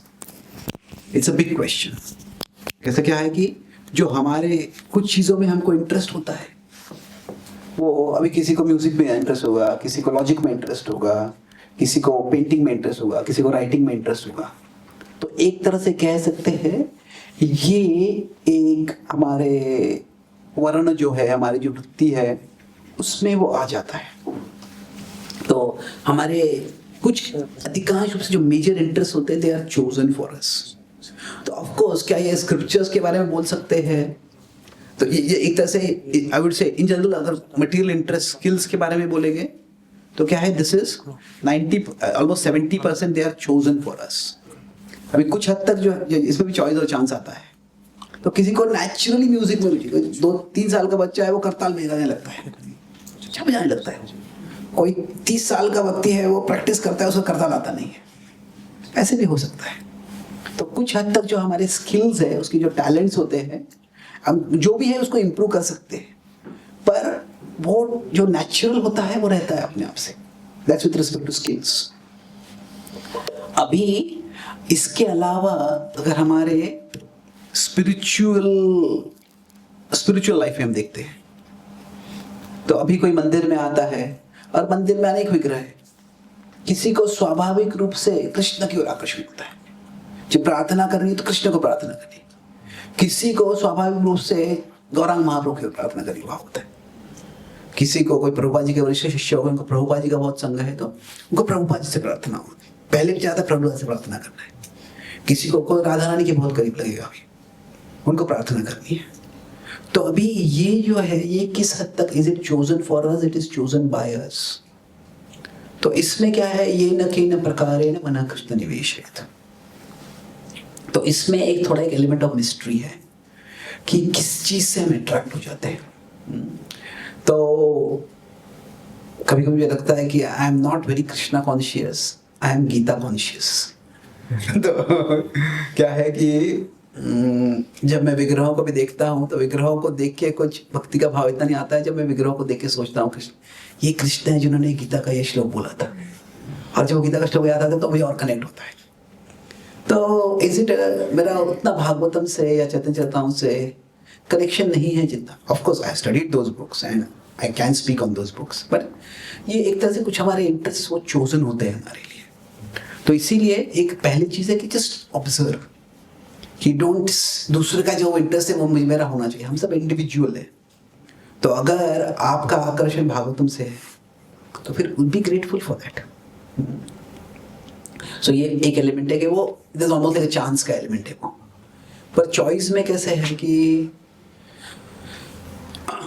For me Gita को रिसाइट करना रेगुलरली, गीता पे चिंतन करना, गीता पे लिखना, तो इट्स लाइक गीता का नौकरी में जो श्लोक याद है, पर ये श्लोक इस चैप्टर में कौन सा कहाँ आता है, उस सेक्शन में क्या चल रहा है, उस श्लोक के क्या क्या अर्थ है, वो सब एक तरह से it's like you can say it is all inside my mind, और you can say my mind is inside all of that. तो दोनों तरह से कह सकते हैं। तो अभी वो मैं देखे कुछ भक्त है, वो उनको लिए भागवतम वैसे है, वो भागवतम को जिस तरह से कोट कर सकते हैं, I am amazed by it. So I think सेवोन्मुखे ही जिह्वादौ स्वयमेव स्फुरत्यदा। तो अभी ऐसे हुआ है मेरे लिए कि मैंने गीता को पढ़ाया है, गीता पे लिखा है। मैं 2011 से मैं रोज गीता पे एक लेख लिख रहा हूँ gitadaily.com पे। तो अभी लगभग 6-7 हज़ार लेख लिखे हैं गीता पे। तो क्या है, that service to the Gita has probably led to that absorption. तो अभी मतलब ये क्या है, दूसरा पार्ट है, हम डू वी चूज इट। तो जो स्फुरत्य जो है, जो अट्रैक्शन है, वो इट इज चोजन फॉर अस, वो एक तरह से चांस है वो। पर अगर हम किसी किताब का श्रवण करते हैं, उसको रिसाइट करते हैं, पढ़ते हैं, मेमोराइज करते हैं, तो उससे वो अट्रैक्शन आने लगता है। So you can decide if that is what you want to do, then regularly हम अलग अलग शास्त्र पढ़ते हैं, डिसाइड करो कि रोज मैं एटलीस्ट 10 मिनट्स में पढ़ूंगा, या रोज मैं कुछ श्लोक तो रिसाइट करूंगा, रोज मैं कुछ तो गीता पे सुनूंगा। तो ऐसे इफ रेगुलरली गीता की सेवा करेंगे तो उससे वो आकर्षण स्फुरत्यादा भी हो जाएगा। Thank you. क्लियर सवाल है किसी? यस।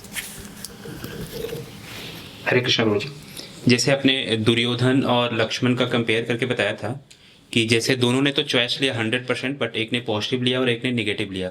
हमारे लाइफ में भी ऐसा ही होता है। तो हम भी थोड़ा दुर्योधन वाली प्रवृत्ति तो आ जाती है, क्योंकि हम कलयुग में हैं। तो हार्ड वर्ड हम किसी को बोल देते हैं या किसी की बातों को हम टॉलरेट नहीं कर पाते हैं। इवन सीता ने जी भी क्या किया कि लक्ष्मण को बहुत से हार्ड वर्ड बोला, है ना। तो फिर हम कैसे अपने आप को बचा पाएं ऐसे चीज़ों से कि हम दुर्योधन की तरह ना बने, नेगेटिव मतलब चॉइस की तरफ ना जाए। ओके। तो जब हमारी भी विकट परिस्थिति आ जाती है तो कभी कभी हम दुर्योधन के जैसे चुनाव कर लेते हैं। अभी कैसे है कि जो व्यक्ति है, जो हमारे चॉइसेस है, एक तरह से हम कह सकते हैं वो सिचुएशन से आ रहे हैं, ये परिस्थिति आ गई है, उसमें वैसे चॉइस कर लिया मैं, और सत्य है। पर चॉइसेस जो होते हैं वो एक तरह से सर्कमस्टेंसेस से आते हैं। पर वो सर्कमस्टेंसेस से ही नहीं आते हैं।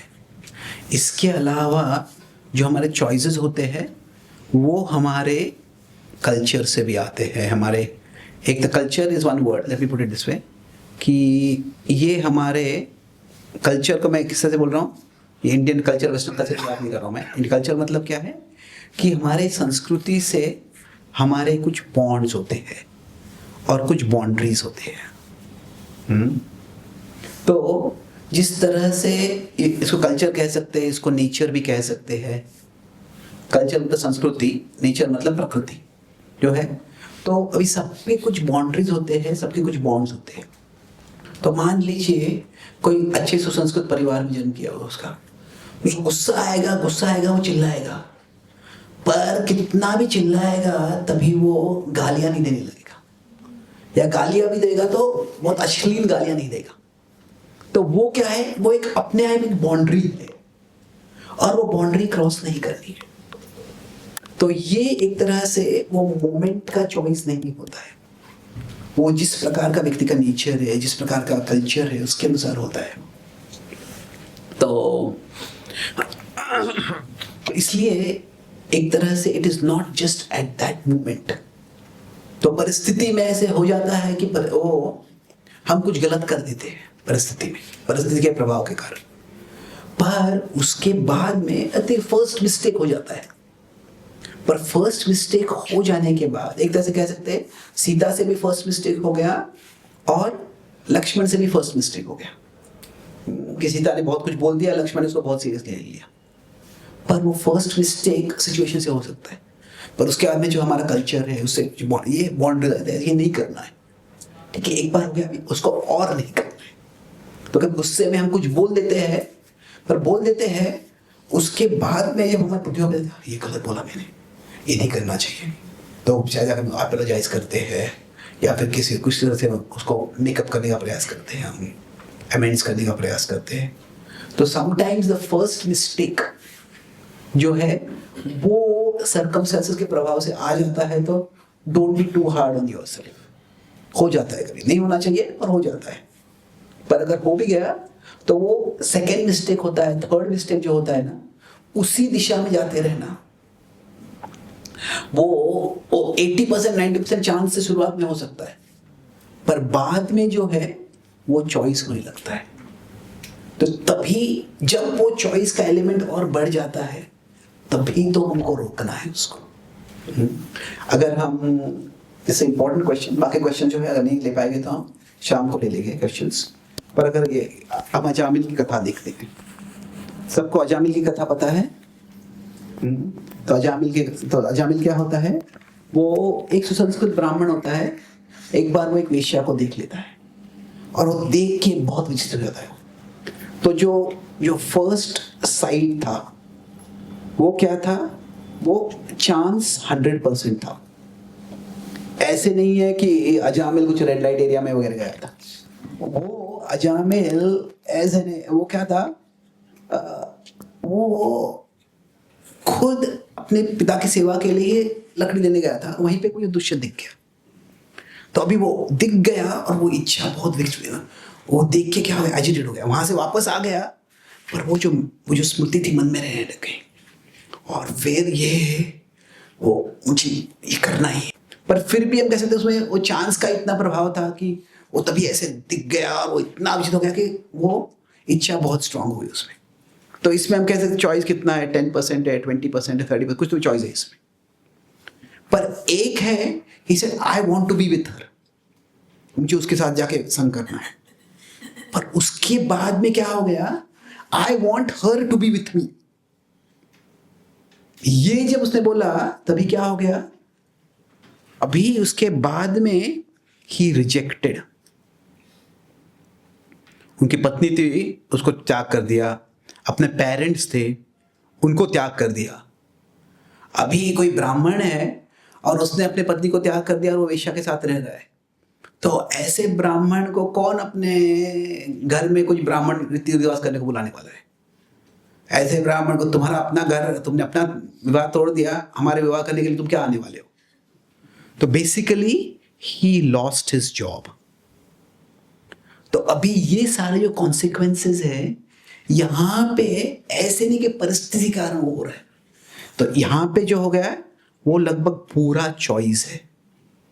जब आपको मतलब कैसे है समझने के लिए, अगर मैं यहां पे हूं और मेरे नीचे से कुछ प्रभाव आता है, वो जानबूझ के आ जाए तो नीचे से मुझे कोई खींच लेता है और नीचे खींच लेता है और वो व्यक्ति, वो प्रभाव आ जाता है और मैं खींचा जाता हूं, वो बुरा है। पर अगर जब मुझे कोई नीचे खींच रहा है, वहां पे ऊपर भी कोई व्यक्ति है, वो मुझे ऊपर खींचने का प्रयास कर रहा है और तभी मैं उसको काट देता हूं, तो क्या है, ये व्यक्ति मेरे जीवन में आके मुझे नीचे खींचना है, वो चांस है। पर इस व्यक्ति को ठुकराना जो है वो चॉइस है। तो जो बाद में जो कर लेता है अजामिल, वो पूरा वो चॉइस होता है। तो इसलिए क्या है कि हमें समझना है कि कभी अगर ये एक्सपेक्ट करें कभी भी मैं कुछ गलती करूंगा ही नहीं, तो क्या होगा, हम जब गलती कर देंगे तो उसमें खुद पे इतना गुस्सा आ जाएगा कि बोले मैं होपलेस ही हूं और पूरा पतन हो जाएगा। पर अगर हम समझते हैं कि कभी कभी होता है ऐसे, पर होगा तो भी इतना पर नहीं आना है। अभी कैसे है कि शायद चाइना ने डोकलम पे कुछ आक्रमण कर दिया और कुछ भारत का इलाका ले लिया वहां से। अभी वो डिस्प्यूट हुआ है क्या हुआ है क्या नहीं हुआ है, पर मान लीजिए कुछ प्लेन भी लिया, तो अभी चाइना ने हमको हरा दिया। एक है कि कुछ कर ही नहीं कर सकते हमको, ये ऐसे होना नामुमकिन ही है, होना ही नहीं चाहिए ऐसे। वो ठीक है, पर क्या है, at present China is stronger than India. Pakistan नहीं है पर चाइना एक्चुअली स्ट्रॉन्गर है। तो क्या है, ठीक है, first line of defence cross हो गया है, पर first line of defence cross हो गया है इसका मतलब उन्होंने डोकलम का कुछ एरिया ले लिया है, हमसे युद्ध नहीं कर सकते, उनको आकर दिल्ली भी कॉन्कर कर लेना नहीं। क्या है, हमको मल्टीपल लाइंस ऑफ डिफेंस होते हैं। ठीक है, ये कॉन्कर कर लिया और यहाँ पे कोई कम से कम सैनिक थे, पर यहाँ पे और सैनिक है, इसके आगे हम तुमको जाने ही नहीं देंगे। तो अभी क्या है, कोई मूवी आया था उसके बारे में किसी वक्त में 80 बहादुर या कुछ, तो भी क्या एक बाउंड्री के पीछे वो उसके आगे नहीं जाने दे रहे उनको।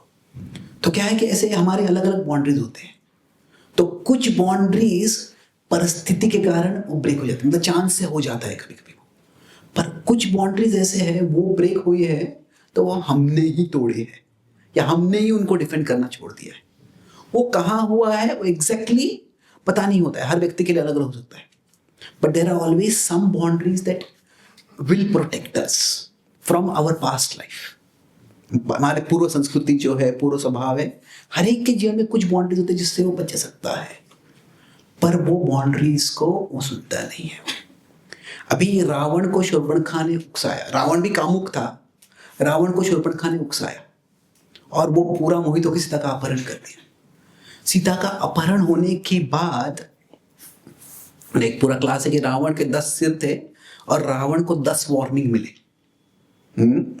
पर 10 सिर थे पर एक भी वार्निंग उसे सुना नहीं। जब मंदोदरी बोल रही है उसको छोड़ दो अभी ये सब, जब हनुमान वार्निंग देते हैं, न केवल वार्निंग देते हैं, क्या करते हैं, शक्ति भी दिखाते हैं कि कितना एक वानर विध्वंस कर सकता है, फिर भी उसकी बात नहीं सुनता है। तो वो क्या है, वो चॉइस है। अभी सीता का अपहरण करना भी चांस नहीं है, पर वो कह सकता है कि वो शूर्पणखा के वचनों से मोहित होके कामुक होके वैसे कर दिया, पर वो कहीं ना कहीं तो चॉइस होता ही है। तो पूरा one time wrong action can be because of chance, but repeated pattern of wrong actions वो चॉइस आ जाता है उसमें कहीं ना कहीं तो। Okay, thank you. So should we continue later और कब तक? बुद्धिमंत प्रो नहीं है यहाँ पे, हु इज इन चार्ज? अच्छा हाँ, शुड वी टेक और शुड वी स्टॉप? तो इवनिंग में मैं थोड़ा शॉर्ट क्लास दूंगा and will have question answers, और अगर उसमें भी रहते हैं तो नेक्स्ट सेशन जो है पूरा हम क्वेश्चन आंसर ही करेंगे। हरे कृष्णा प्रभु जी का नाम। प्रभु जी, मेरा क्वेश्चन ये है कि how can we fix clarity in priority like Lakshman in the situation of disturbance? उसके लक्ष्मण के ऊपर इतने आरोप लगते हैं, सब कुछ होता है, बट वो फिर भी क्लैरिटी रहती है कि मुझे सीता की सेफ्टी ही करनी है। हमारी लाइफ में भी मतलब सिचुएशंस आती है, भी गुड बैड रॉन्ग राइट और हर तरीके की हो सकती हैं, बट हम क्या होते हैं उसमें भूल जाते हैं हमारी प्रायोरिटी क्या है, क्लैरिटी प्रायोरिटी भूल जाते हैं। तो वो कैसे? हाँ, तो कैसे है कि जब आरोप आ जाता है हम पे या कुछ पूरा समस्या आती है, तो मैं यहाँ पे क्यों हूँ, ये क्यों कर रहा हूँ, ये करना छोड़ देना चाहिए, वैसे भाव आने लगता है। तो हमारी प्रायोरिटी कैसे रख सकते हैं? तो actually in relax in set. तो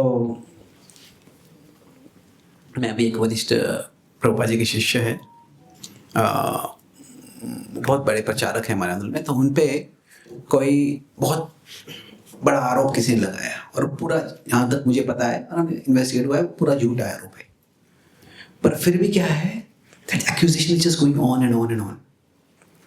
तो फिर मैं जब उनसे मिला था मैंने उनसे पूछा कि अभी मैं उनको पहले I known him for a long time, और फिर मैंने उनको पूछा कि कैसे है कि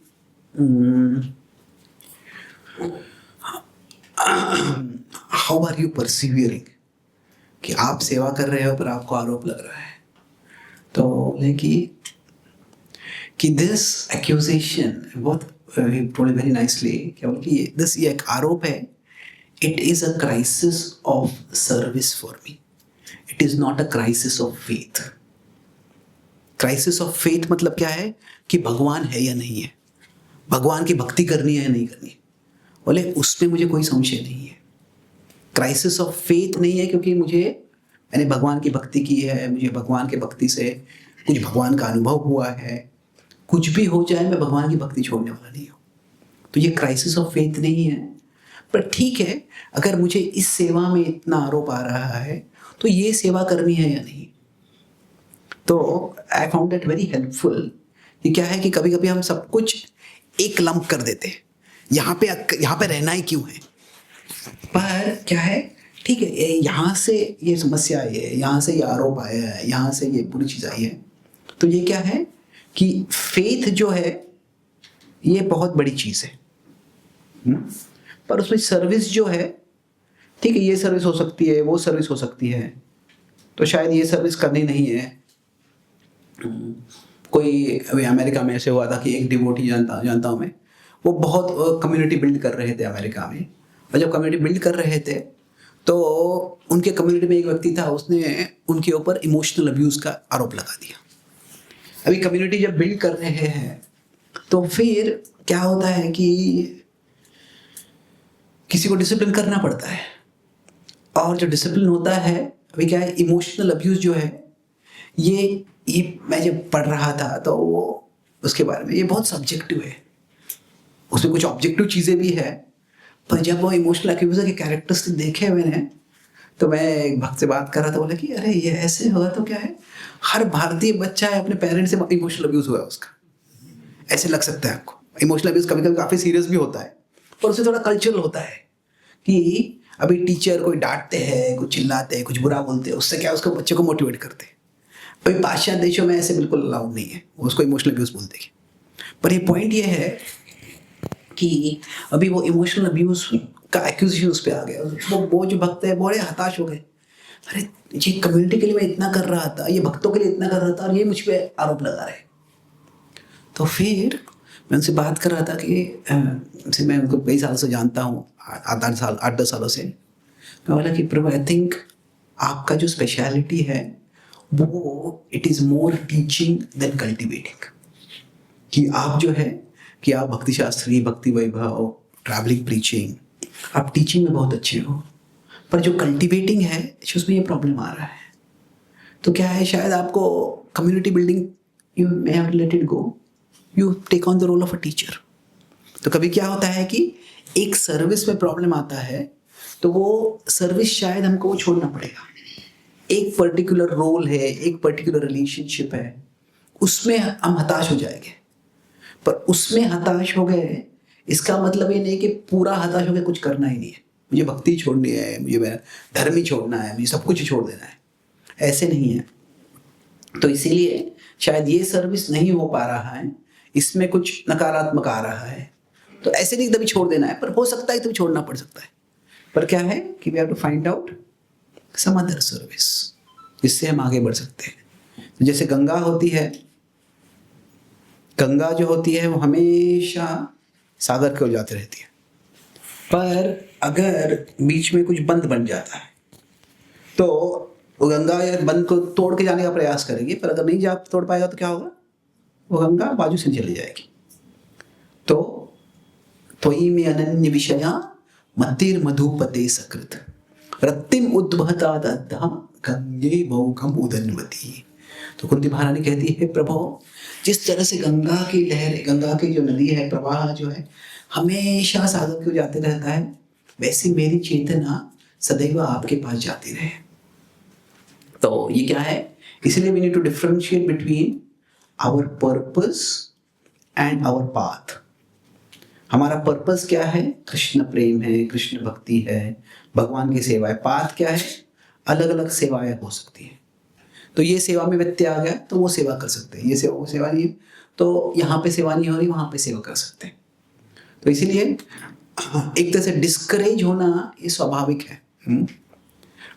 पर क्या है, इतना डिस्करेज हो जाना कि सब कुछ क्विट कर देना, that is not what a devotee should be doing.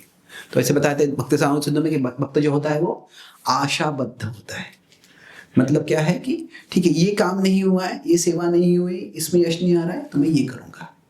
तो डिवोटी तो एक तरह से दो चीज़ें हैं, डिस्करेज्ड होना ये हो सकता है, ये पॉसिबल है, और परिस्थिति ऐसे आ जाती है। पर होपलेस होना ये जो है, नहीं, भक्त कभी होपलेस नहीं होता है। भक्त क्या होता है कि भगवान में होप है और भगवान मुझे कोई मार्ग दिखा देंगे और मैं आगे बढ़ पाऊंगा। Okay, thank you very much. So will continue tomorrow और टुडे इवनिंग, आज शाम को 7 बजे। या होपफुली कोई चांस गलत नहीं होगा, मैं टाइम पे आ जाऊंगा शाम को। So thank you very much for your thoughtful participation. Shri Prabhupada की, श्री रामचंद्र भगवान की, निताय गौर प्रेमानंद।